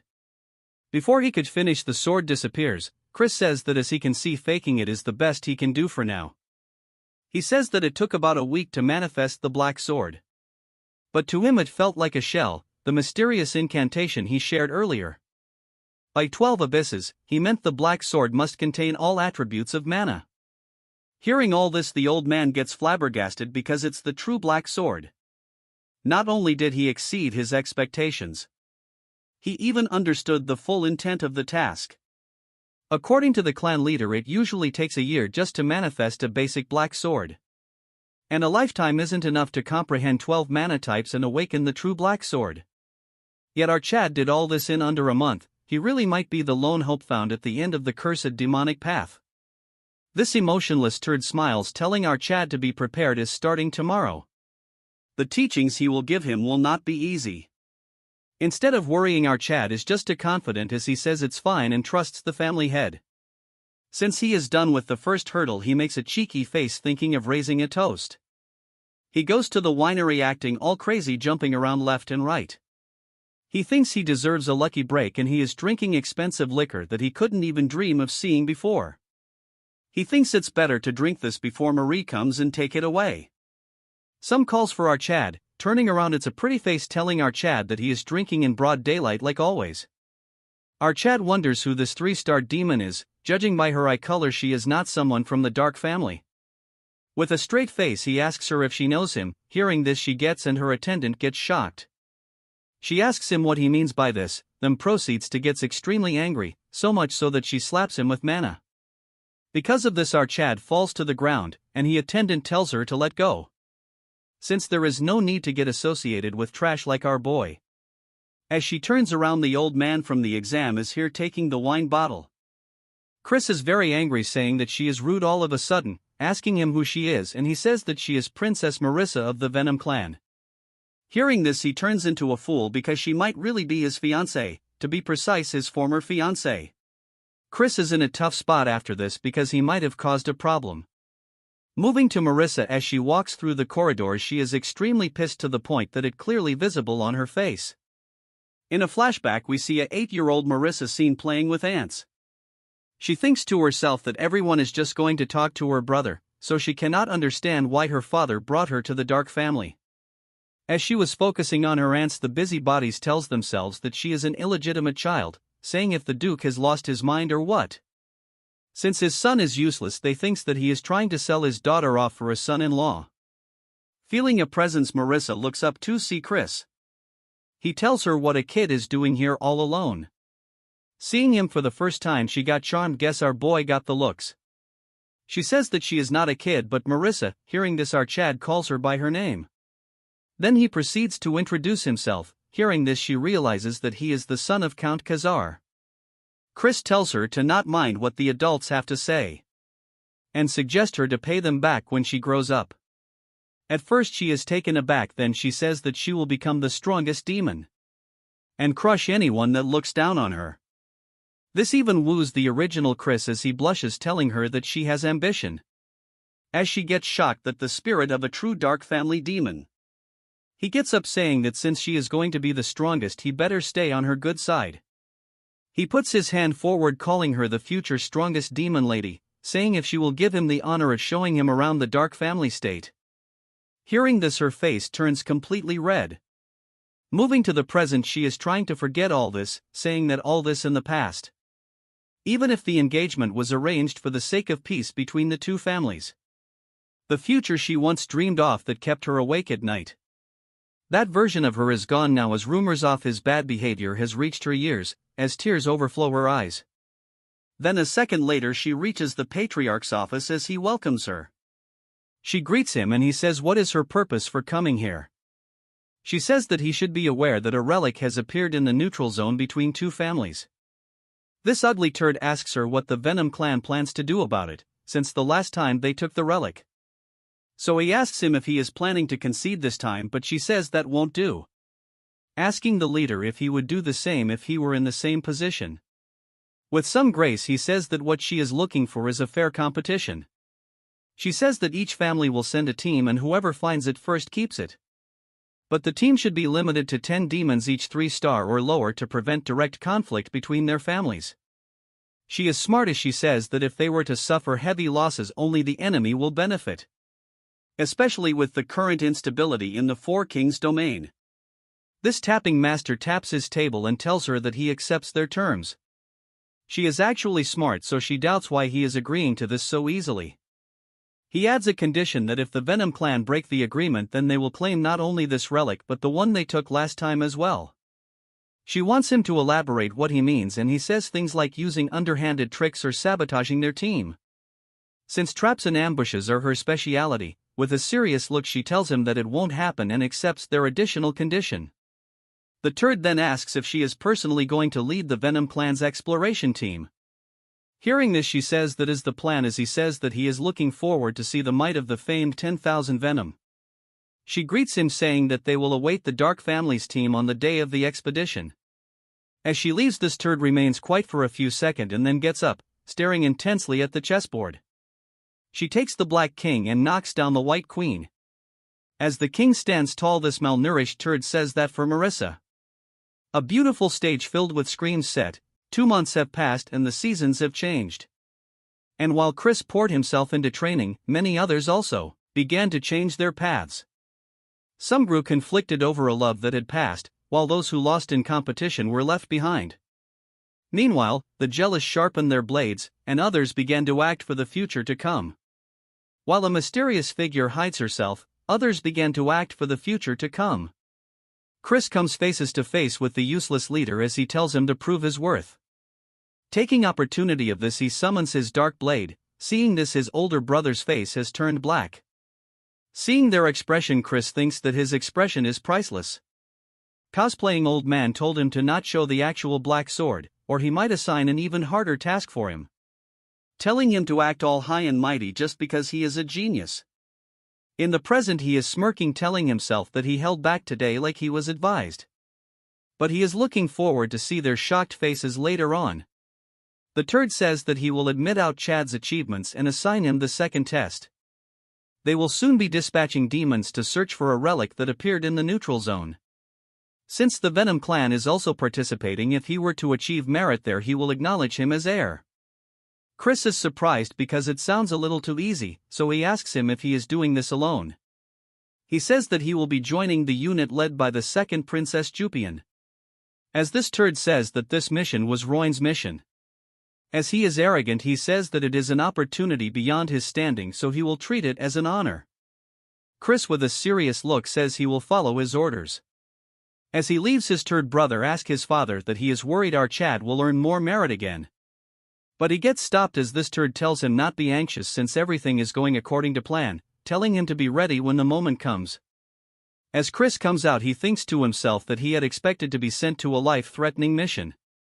But he has a bad feeling about this. As he recalls his word, he wonders what happened to the original Roin in the original timeline.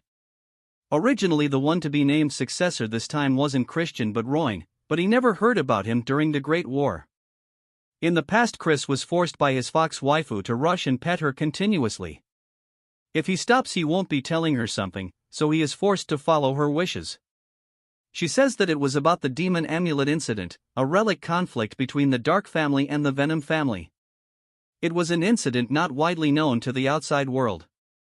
Even though the Dark family's squad was wiped out during the relic expedition, the Venom clan has suffered losses too, yet for some reason both sides kept it quiet. What matters is that this incident became the seed of disaster. She tells Chris that Nordian dies by the hand of his Somarquis Rangham. If not for that, the bloodletting demon king wouldn't have conquered the Dark family so easily. So the amulet incident accelerated the age of destruction. The annihilated Dark family squad, which means that instead of Roin being on the Fed list, it got replaced by our Chad. But without solid evidence, it is too risky to act. Currently he is only a 3-star, so he cannot do much. So it is best to be prepared, so he needs to head outside. Jupian tells our Chad to wait, asking him where he is going with an attitude. Chris tells her why does it matter to her where he is going. She says that she heard that he is joining the exploration team this time too. She doesn't like it, but he will be covering Roin's place. Hearing this, our Chad says that he won't have to do anything right away, insulting him more, saying that he is an idiot who wouldn't have done anything right away. Hearing insults about her brother, she throws her dagger at blazing speed.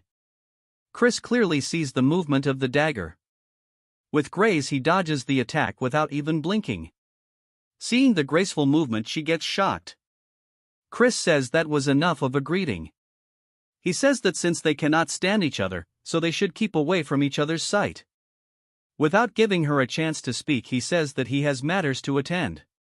As she takes back her blade, she is pissed because he managed to follow the movement with his eyes, yet he didn't dodge. He knew that she knew it on purpose, as she thinks that he might be more dangerous than she has thought. Since Chris has nothing to do, he roams around the city. He grabs himself a beer and chugs it down in a go. But before he could do it, the innkeeper moves it away from his mouth. He then goes to the gambling table and wins a lot of money. This pauper proceeds to run around with so many sticks of meat that the kid beside him gets depressed. Chris says that it has been long since he has a break and he can live his life just lazing around. As he continues to devour meat, he thinks some shop he is looking for must be around. But he will need to get rid of the pest following him first. He thinks it's a pain since they look like the people sent by that turd. All of a sudden, a mysterious figure grabs onto, telling him to keep quiet. He looks at him to see a very pretty girl. Chris asks her who he is, and instead of answering this, she says that there is someone tailing her, but her men took care of them. Chris wonders how it can be reassuring as she gagged him and dragged him here. He asks her who she is, and she says something like the Four Kings Dominion.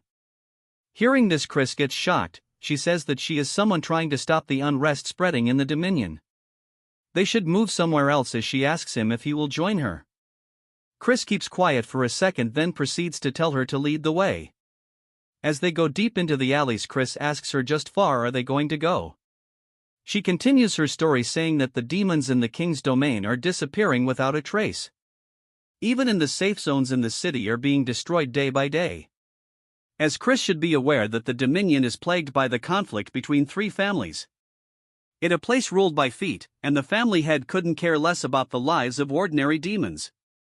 That's why she has concluded that purging the criminal forces will require help from multiple families. But she cannot expect help empty-handed, so she will give information that could calm the storm in the Dark family. She says that Marquis Rangham is colluding with a high-ranking member of the Venom clan, and their goal is to assassinate Princess Marissa of the Venom clan. Hearing this, Chris gets shocked and nervous since they are not only targeting him but even Marissa. He cannot understand why they are trying to do this. If both families lose their core figures, the instigators in the Dominion will grow even bolder. Eventually, the balance among the 12 demon clans will collapse, bringing greater tragedy. That's why she wants to ask him to prepare thoroughly for this expedition. As she reveals her face with zeal in her face, she says she hopes he will become the Dark family's successor and stand against those who threaten peace. Chris is confused since she is even aware of the Relic expedition, and praises their intel for finding it out. Chris with a straight face asks her why he should trust her since she has no proof. If she wants to cooperate, she has to put something on the line. She gets flabbergasted for a second, but Chris is intentionally asking her to buzz off if there is no collateral. She tells him to wait and pulls something out from her robe. Seeing this, he gets shocked to the point he gets quiet. As he bids her farewell, she turns around as well and a figure emerges from his shadow, as she tells it why she cannot show her true self to Chris. A demonic figure says that it's for her own sake, because if Chris ends up in danger and drops her information, it will only make things worse. As she starts transforming, she tells him that she will watch from the sidelines for now, and she goes by the name Idrin. Moving back to Chris, he walks normally but then starts laughing like crazy. Because she have him a VIP card, which is exactly what he was looking for. The Dark Auction House, a secret method of dealing in smuggled relics and rare creatures. Only nobles or verified rich buyer are issued entry cards. Back then none of the hero party had a card, so it was very hard to enter this place. The card states the name Ria de Wolfman, which is a he never heard before. He remembers about what happened earlier, but it's too early to trust him. So it's better for him to prepare a bit more for the expedition. Chris tells a man that he wants to send a carrier pigeon. The man tells him to write him a message and send it. Chris writes something that is unreadable for us as a cute owl flies, while Chris sees it leave. He tells himself that this is done, now he has to pay a visit to some guy, Sue at his Barbie outfit. Our new Chad, after turning into this masked dandy, goes to the black market. But he gets stopped as a nobody says that there isn't a place for someone like him, so he should get lost. Since Chris doesn't want to talk rubbish, he shows his card, saying if he will say this even after showing this. After seeing the card, he gets baffled but gains his composure, saying that he apologizes and he will show him the way. After going inside, the entire place is filled with luxurious items. Amidst this, our Chad is busy collecting aura points. The attendant gets shocked welcoming him, asking if he really is Ria de Wolfman. Chris the retard says that yes, he is Ria de Wolfman for today, and if there is a problem. Even this guy won't believe it since his voice sounds fake. Moreover, it's the voice of a dude, but since he cannot do much, he says never mind. He gets back to reality when Chris asks him if he can escort him to the branch manager. He stands at his place shockingly, but after hearing this, Chris goes around flaunting his card, asking him if H didn't hear him to go and bring the branch manager. After seating him into a luxurious room, the man rushes outside telling him that he will bring him right away. Looking around the room, he says that everything is top-notch, which is expected of the Rudolph Merchant Guild. The Rudolph Guild is a massive guild that even rivals the Union's Deer Guild, so influential that they run entire black markets, controlling all nearby trade routes in the Dark Empire, and there is a saying that if Rudolph can't get it, no one can. As a new femboy wearing flashy clothes enter the scene, he introduces himself as Rubid, the branch manager of this auction house, and the head of the Rudolph Guild. As he takes a seat, he asks Chris if there is something he is looking for. Our Chad takes off his mask, and tells him to bring Rowena to him. Hearing this, he gets surprised.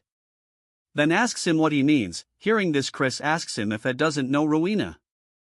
Acting like a fool, he says that she is the guild master of the Deer Guild. But even they cannot summon a guild master of the Union on demand. Chris makes a villainous face, telling him that can't be right. Since she is standing right here, hearing these words, this femboy has gone dead silent. Then tries to act dumb, asking Chris what he is talking about. But he gets hit on the spot as Chris says the relic must be working too well. Then says that they will be seeing each other often, so he better drop the act. Since he has no other way, he takes of the relic, and instantly his body starts glowing, and this femboy herself is Rowena. She asks him how he knows about this, and Chris continues to smile like a psycho. In his past life he messed up a lot and she took his money. But last year he paid her back several times over. In the present he says that she should be ashamed to use such trash relic as the head of the Rudolph Guild. And this disguise is sloopy at best. Hearing Chris's words, she thinks it should be like this. In reality this pauper is bluffing since he cannot see through the relic's effects. Then Chris proceeds to roast her, saying that her face might be too big to cover it properly. This offends her, saying it's not okay, just look at her face. She tells him he is not good either since he is not Rhea de Wolfman either. And he has been getting a bit of a reputation in the Dark Empire lately. There's lots of talk about your refined style and whatnot, but judging by this behavior, you're not quite there yet. Using a stolen identity to enter a members-only business.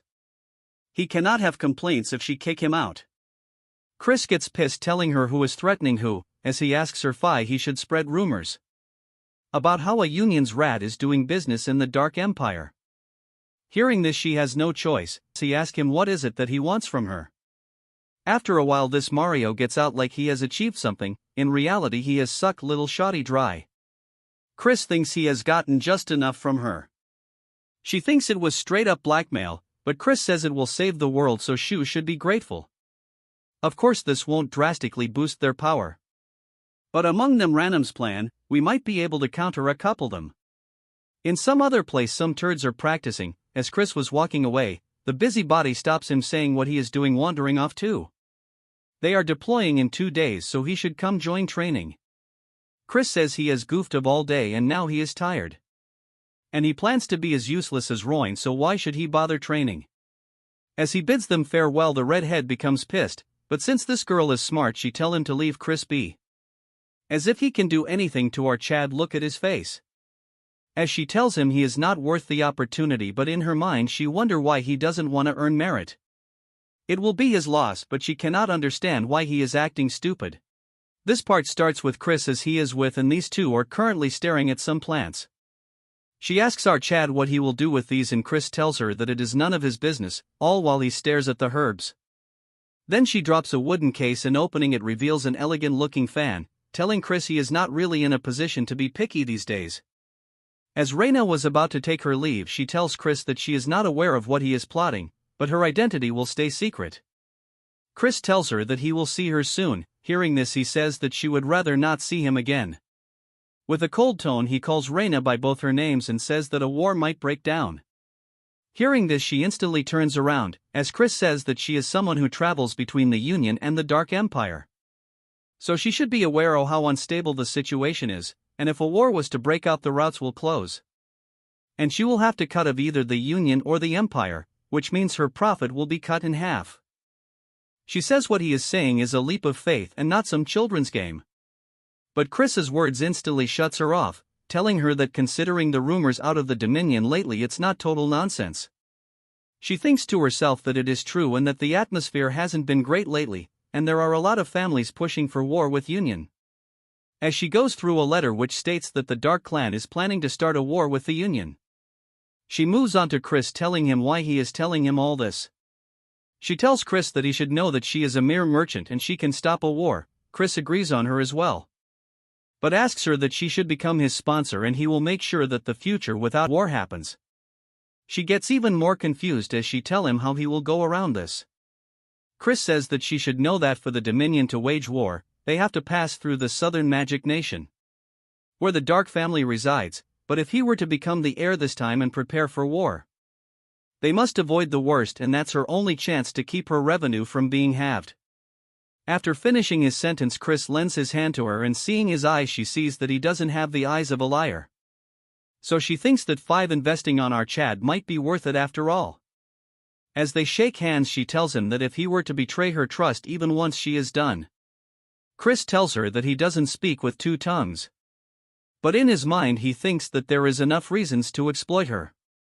He tells her to take care, calling her a money grub. In the evening Chris is busy turning the herbs into something. He says that even a high-ranking Venom clan figure is involved, so he better make antidote.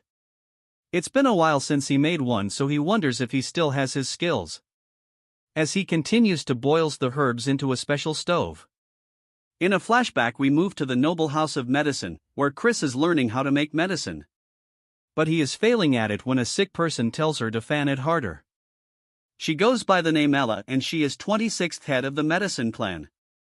She tells Chris some herbs only draw out their effects over strong flames. He tells her not to nag him and lie down. The first time he met her was on the battlefield during the First Great War. Though she was young, she has no choice but to enter the battlefield. Because the bloodletting Demon King had annihilated her clan. As the noble house of medicine was the best among the Union's 7 great houses in healing art, they were an eyesore to the Demon King. And even she couldn't escape the Demon King's blade. Moving to Chris making medicine as she observes him, saying that no matter how she looks at it, he is one strange guy. He managed to recreate the clan's elixir with just a rough explanation. She is sad that she met him this late and at such a time. He mocks her, saying that it is a so-called noble house for being saint, even the head is frail and sickly. She coughs, saying that the only reason she is alive after the Demon King's attack is all thanks to her medicine. As cough led to her bleeding, she says that she can't be lying around like this. In this hellish world there is not end to those writhing in pain. As Chris turns around, she tells him that it is tragic that the house of the medicine ends here. Hearing her words, he looks the other way, telling her to not cling onto the past and focus on recovering. Hearing this, she smiles and then looks through a pile of books, telling Chris that the book contains their clan's secret. Only a portion of it survived the war, but he should accept it. As her coughing intensifies, Chris tells her to get some rest. She grabs onto his hand and tells him Chris to save those who suffer in her place. If he can do that, she can close her eyes in peace. Hearing this, Chris remains quiet, then tells her only if she will allow him to call her master. Hearing this, she smiles and then says that calling someone like her, who can't even teach properly, guess she managed to choose the right disciple after all. As Chris cosplays into a medical saint, he is crowned as the 27th head of the noble medicine clan. He thinks to himself that because the books were damaged, he couldn't master the clan's secret techniques completely. But he roamed around the battlefield to keep her promise, and because of that he was known as the saint of the battlefield. As he manages to make the pellet, he calls for his master, saying that he is probably living well somewhere, and even in this life he will keep the promise he made to her. As an eagle soars into the sky, we move Chris's original house. And his father has gotten a letter from Out Chad, as he is aware that according to her sister he obtained the Dark Core, just like him. As he tries to read the letter. As he reads the letter, he instantly gets serious, telling his attendant that he will need to make some preparation for his son. This part starts at the Baskin Mountain, which is the border ID the Dark Clan and Venom Clan. The so-called team leader tells her team to move in teams of 2 as they all agree to her orders. There is an exception. Our Chad tells her that he will go alone. She says at the pace of a snail, when does she expect them to finish searching this place? The Venom Clan already searched through this place, and they will probably beat them up to it again. She tells Chris that this is a zone where a class 4 or higher demonic beast appears, so he should not expect rescue if he is in trouble. Chris instead tells her to not drag them all down herself, so he takes out an antidote that counters the Venom Clan's poisons.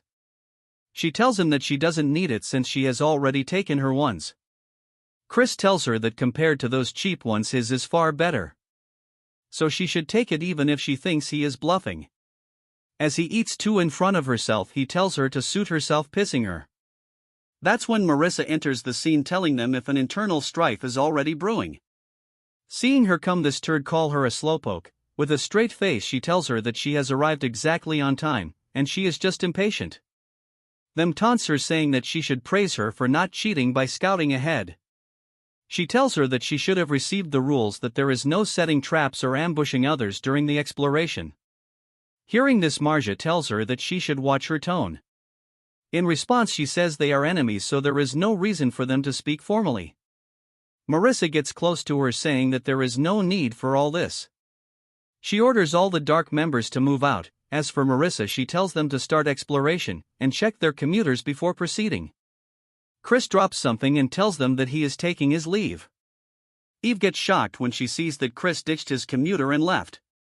Our Chad roams around the place hunting monster. In his past life he roamed the demon lands endlessly, so now he can distinguish beast habits with his eyes closed. For class 4 beasts he will need to go much deeper in. That's when he think if her turd cousin was worried about him. But he denies, saying that she seems like someone who wouldn't bleed even if stabbed. Besides that, he thinks that the Marquis schemes have already begun, yet it seems like there aren't any assassins lurking yet. But first he will need to find the lyrics. He turns around to see some movement, and it's none other than Marissa. There is an awkward silence between them, and Chris thinks to himself that he ended up moving along the Venom clan's route. He apologizes to her, saying that they have gotten their paths mixed, so he will head the other way. Marissa in a shy tone tells him to be careful, but he is nervous. All of a sudden a thought floods his mind. Their main goal was to harm Marissa, and he wonders who is high enough in the Venom clan willing to sacrifice Marissa. So this turd tells her that he is curious about something, and she asks him what it is that she wants. Then proceeds to ask her that she is an illegitimate daughter, further asking her if she is hated at home. Hearing this, she thinks that he really is the worst of the worst. Chris didn't mean to say it like that way, but T blurted out. Even in his past life he was not treated as a person at home, so he definitely crossed the line. He tells her if she sounded rude he apologizes, but something grazes him. He gets shocked when he sees her attack, as she tells him to apologize properly while tears drips from her eyes. Chris is shocked by her reaction, and according to how mad she has gotten, it doesn't seem like a family feud, so he needs to find the one behind this scheme to learn their real motive. But until then she is going to remain in danger, even if she joins the Venom clan expeditions, so it's unclear if she will survive. For now, until reinforcements arrive, all they have to do is just buy time.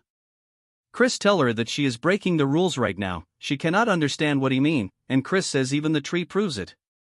She struck first, which means the Dark clan gets to keep the lyric. She disagrees, saying that for insulting her family and considering the disgrace she has to endure because of the broken engagement.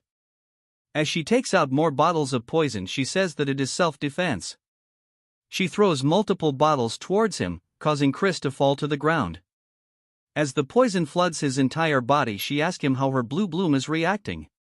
She says that with one signal she can make it explode and all poison will rush through his veins. So he should apologizes to her right now. She throws in a few more bottles and it becomes foggy, yet a hand summons itself. As our Riz god grabs onto her and looks her right in the eye, saying that he surely cannot do that. As a blue aura radiates from Chris, he grabs onto her and tells Marissa that they don't call her the little Venom Witch for nothing. As she is still surprised, he tells her that he heard that it hurts like hell when it's detoxified. As she pulls away her hand, she tells him it is not possible because only she has the antidote for this poison. Chris says that if she has heard of the Divine Healer clan, taking inspiration from them, and whipped something up himself. As he was trying to name his pill, she asks Chris what she is even saying. Before she could say anything more, she gets knocked out, and as she loses conscious, our Riz Lord grabs onto her and tells her to rest and he will definitely save her. Although she managed to collect aura, our Chad ruined it as he tied her to tree. Then he proceeds to take her communicating amulet and using it he commands her team something. As we shift to them, the message they receive, it's shocking as after reading it they get puzzled. The message orders them to scout the cliffs, which is the opposite side of their current location. Moving to Chris, he is happy, cheering that now he won't have to run into turds from the Venom clan. In the huge terrain a figure is rushing with great speed, and it is none other than our Chad.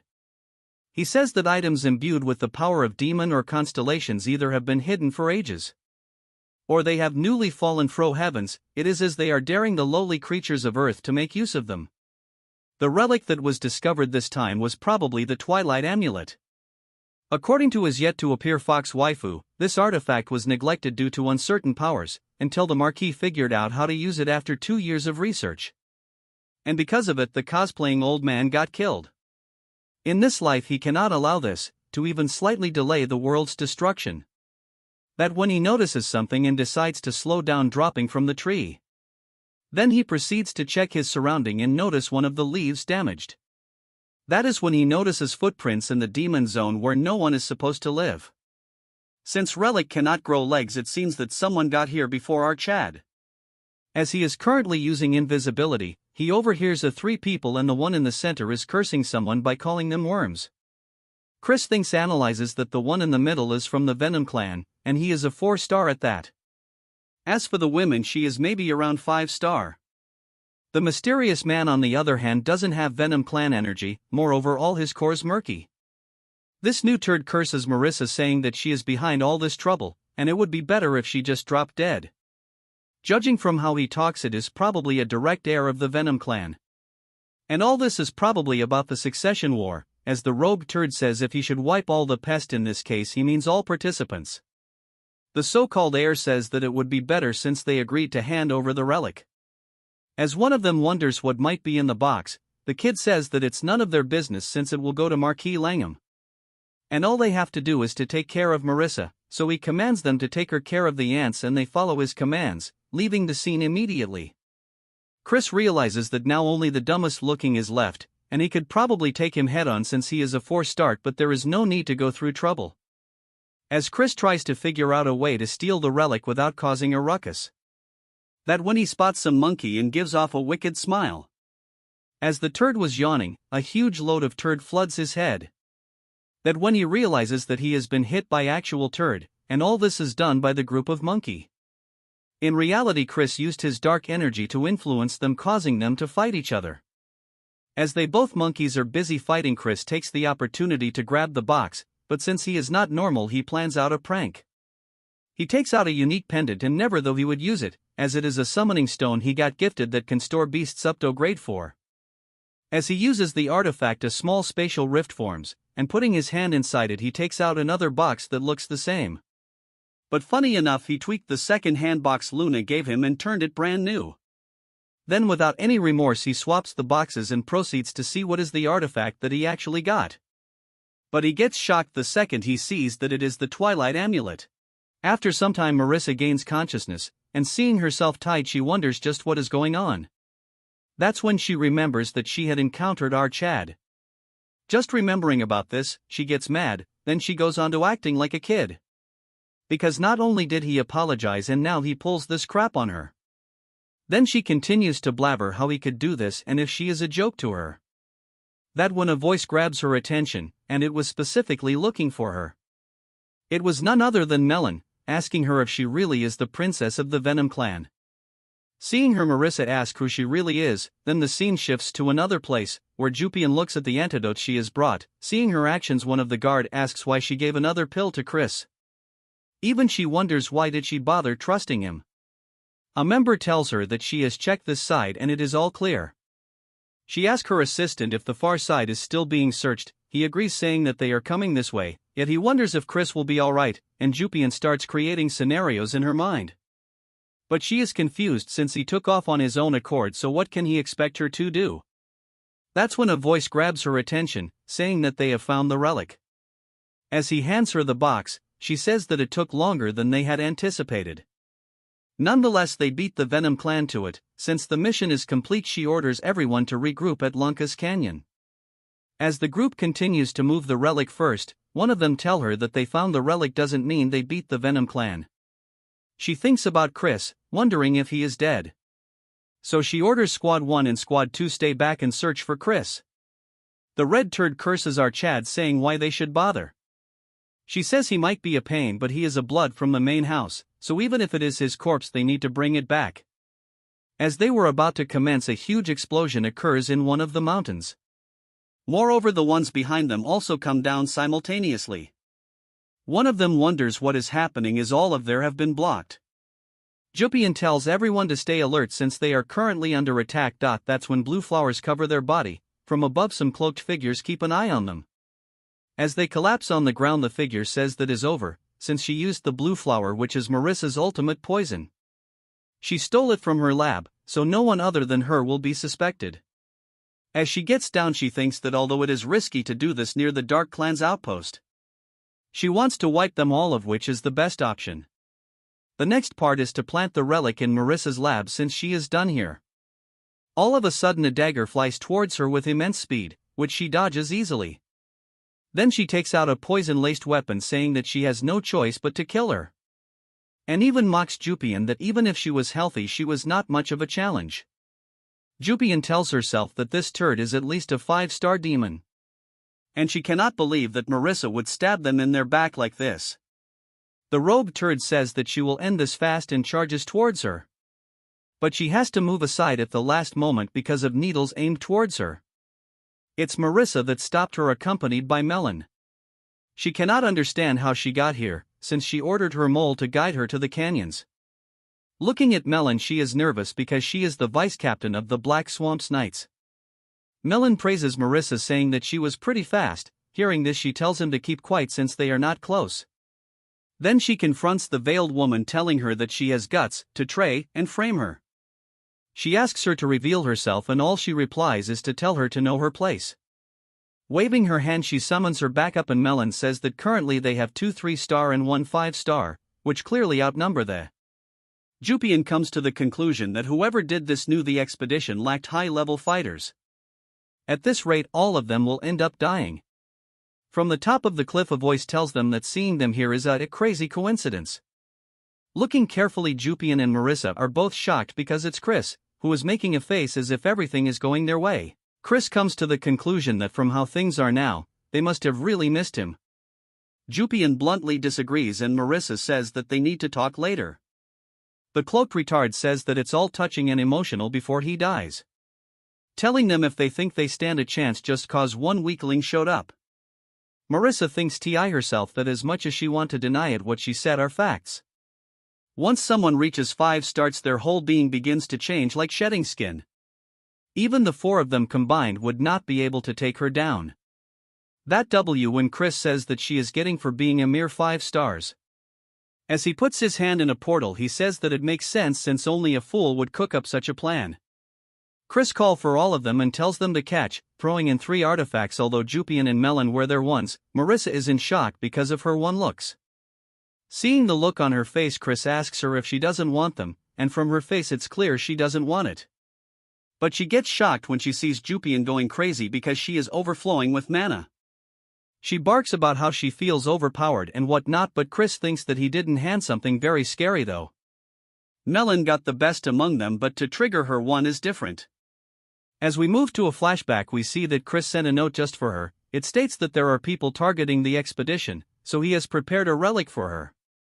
And even orders her to help Marissa and her team along with the activation method required to activate her relic. One of them asks where he even found this stuff, and he says that he has a sucker finger wrapped around his finger. He says that he needs to run now. Hearing this, Melon says that Chris has promised they will duel later once this is over. Chris agrees, then tells them not to die, bidding them goodbye. Marissa asks him if he is not going to fight with them, but taking a second look, she is surprised that he is nowhere to be seen. As he was about to curse, his Jupian says that he probably has a plan, and she got that feeling too. Seeing her glowing face, Marissa wonders why she is defending him. Moreover, she has a dreamy look in her eyes. The arrogant turd says that a few toys won't harm her, as she releases a wave of poison energy. Jupian is tensed since she released Black Steel Chi. It is a destructive force only those who have reached 5 stars can wield. As Melon points her swords towards them, she says that Chris previously told her that star ranks don't determine the outcome, and the arrogant get destroyed because of their arrogance.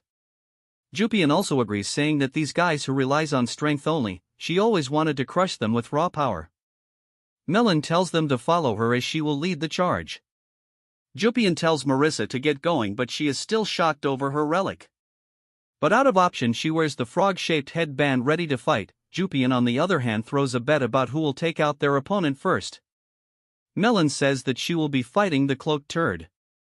Hearing their conversation, she gets pissed, throwing poison needles, which Melon easily blocks. But because of her greater mana, she easily gets behind her and launches strike that overpowers her. She thinks it's not bad and creates distance, launching more attacks that eventually injure her. Then this turd proceeds to roast her, saying that she is nothing but a bug, and the Black Swamp Knight are all trash. Melon, although nervous, tells her that if she really is 5 stars, since it felt like a tickle.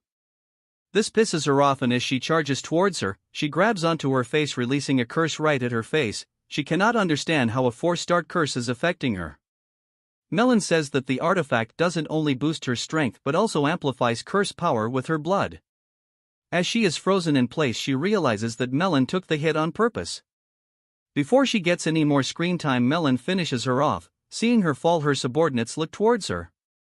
In that short time, Jupian has subdued her opponent as well.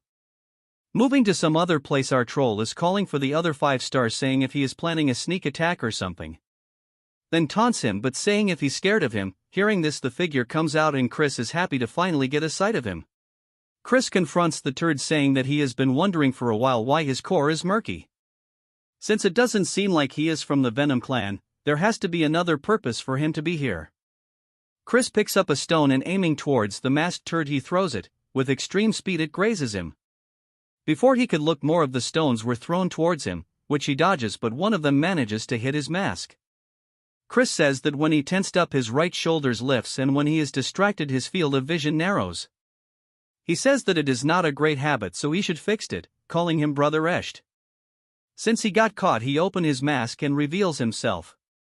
In a flashback, we see that his father telling him that the Venom clan will take care of Jupian and Marissa, but if Chris slips away, he will have tracked him down himself, since no one can be allowed to survive this mission. But it didn't go as expected, as Jupian's unit didn't get wiped out and even Melon joined in. Thanks to that, wiping them has become an uncertainty. If he were to kill Chris in this situation, someone might start digging into it. Since he was not at the estate, and he won't be able to avoid suspicions, which means even his father will get dragged onto this. Chris asks him why he is quiet and if he is scared on something. But instead of responding, he uses his dark demonic energy to manifest a sword, making Chris break a sweat. As he launches a strike, Chris cut the attack with one of his own. That's when multiple of Esht are attacking him. Chris is surprised he made clones with his demonic energy, praising him that he didn't become a young lord by luck. Chris barely manages to hold them off when Esht is charging towards him. Chris thinks he might be using an illusion to land a sneak attack, and Chris knew something like this would happen. As Chris charged towards him, but as they exchange blows, Chris is baffled that even this was an illusion. Behind his back, the real turd is ready to land a significant strike. As the attack lands, it clouds the entire area because of the rubble. As he cuts our Chad, the entire struck area has been split in half. But hearing our Chad voice, he gets surprised, but looking at our Chad, he is in a loss of words since Chris summoned the true black sword. Using it, Chris launches a simple attack, but it was so strong that Esht used 3 layers of dark energy. Yet it cracked down, seriously injuring him. On the ground, he is pissed by the fact that he is being humiliated by a brat from the Branch family. Chris tells him to accept defeat quietly, and then he will keep all of this to himself. And he will keep the incident to himself, as the Marquis would be troubled, and fighting among families is not the best idea. Hearing this, he gets surprised, then he realizes that Chris was aware of the entire plan, so he must kill him to prevent this, but it is not possible. So he will have no choice but to try another time. Esht acting thanks Chris for saving his reputation, but as they hold hands, Chris's grip tightens, and he realizes it's a clash of demonic energies. Before he could try anything using his superior demonic energy, he crushes his core, seriously injuring him, telling him that it was fake. Since Chris is done playing with this toy, he runs towards his party, saying he used more time than he had thought. He wonders that they have been fighting for a while. That's when a voice calls for his name. It's our 3 JoJo waifus coming towards him. Just look at their faces. Seeing their reaction, Chris has turned into twerp. Chris tells them to not come any closer since it's overwhelming. Hearing this, Marissa shouts, saying that it because of the artifact he gave her. Melon says that they have completed his orders. Hearing this, he asks her what they happened to the poison masters. She says that they died and turned into ash shortly after, so there probably is no evidence left behind. Marissa had something to say, but she decides to keep quiet. Jupian speaks, telling Chris where he came from, and Chris says that he was just scouting around.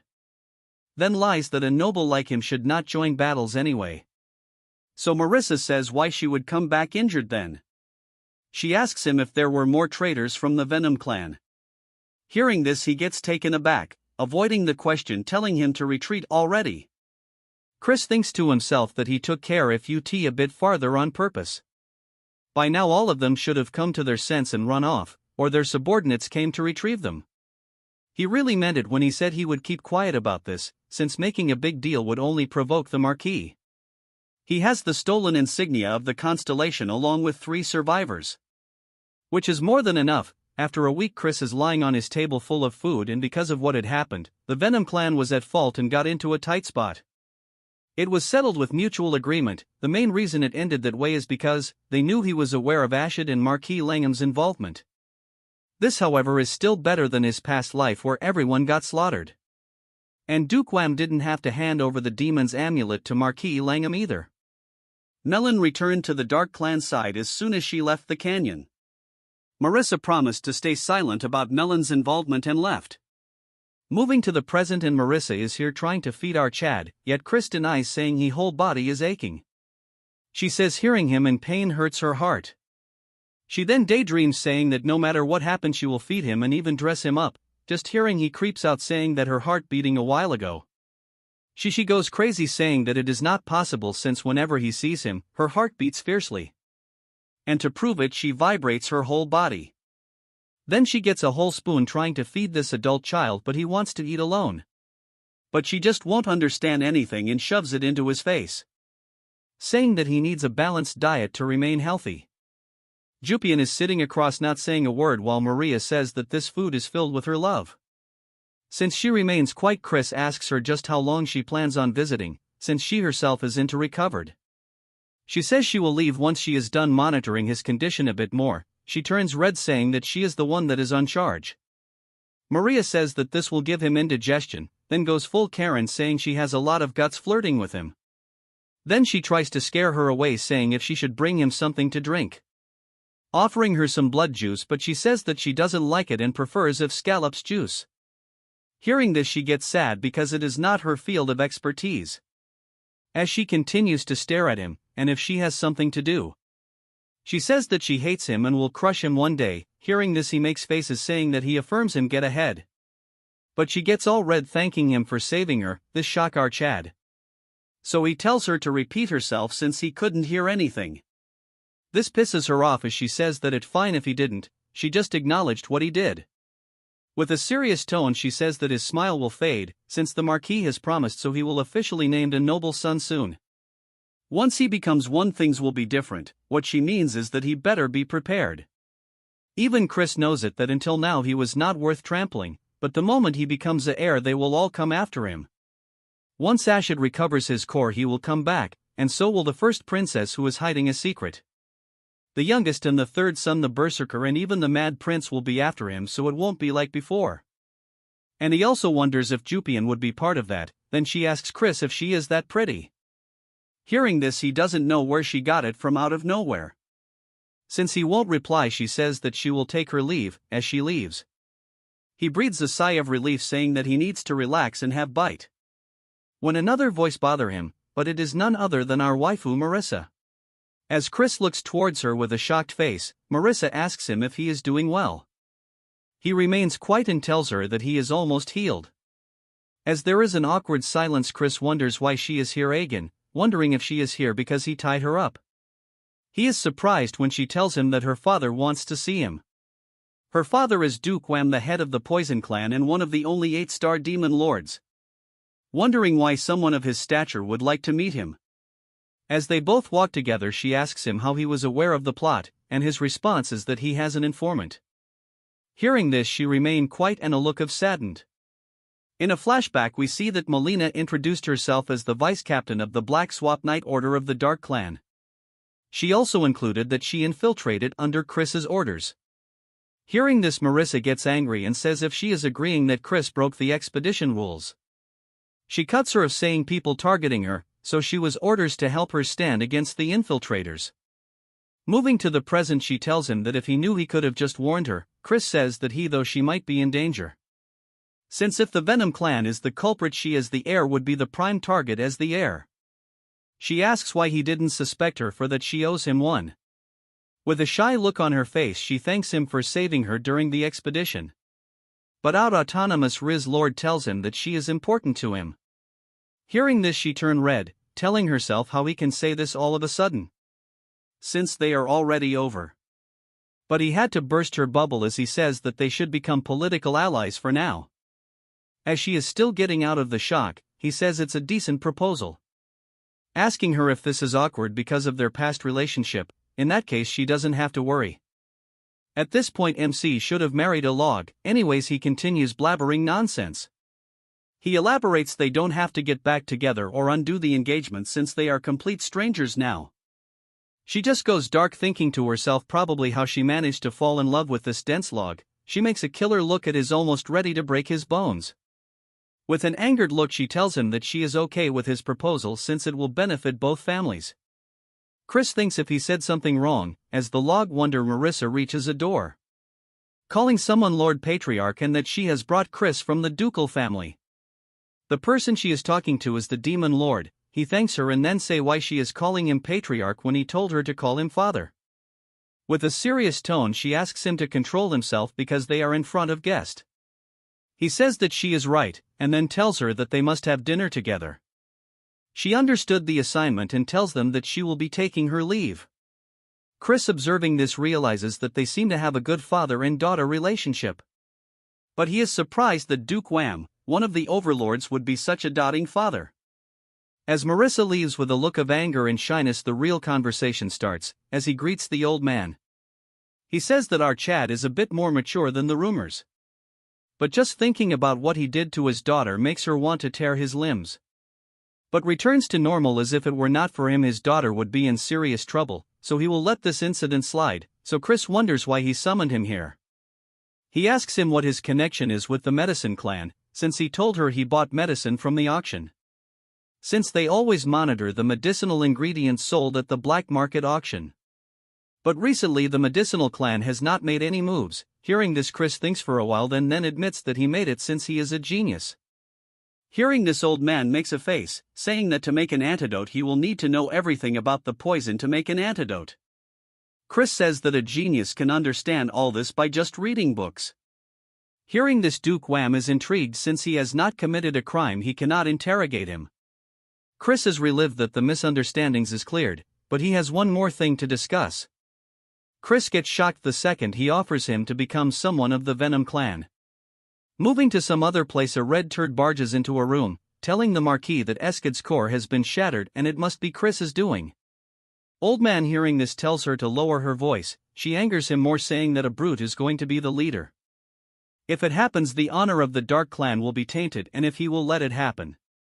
Since he decides to remain quiet, she says that it happened for the best. Since both of them failed, she will deal with Chris herself.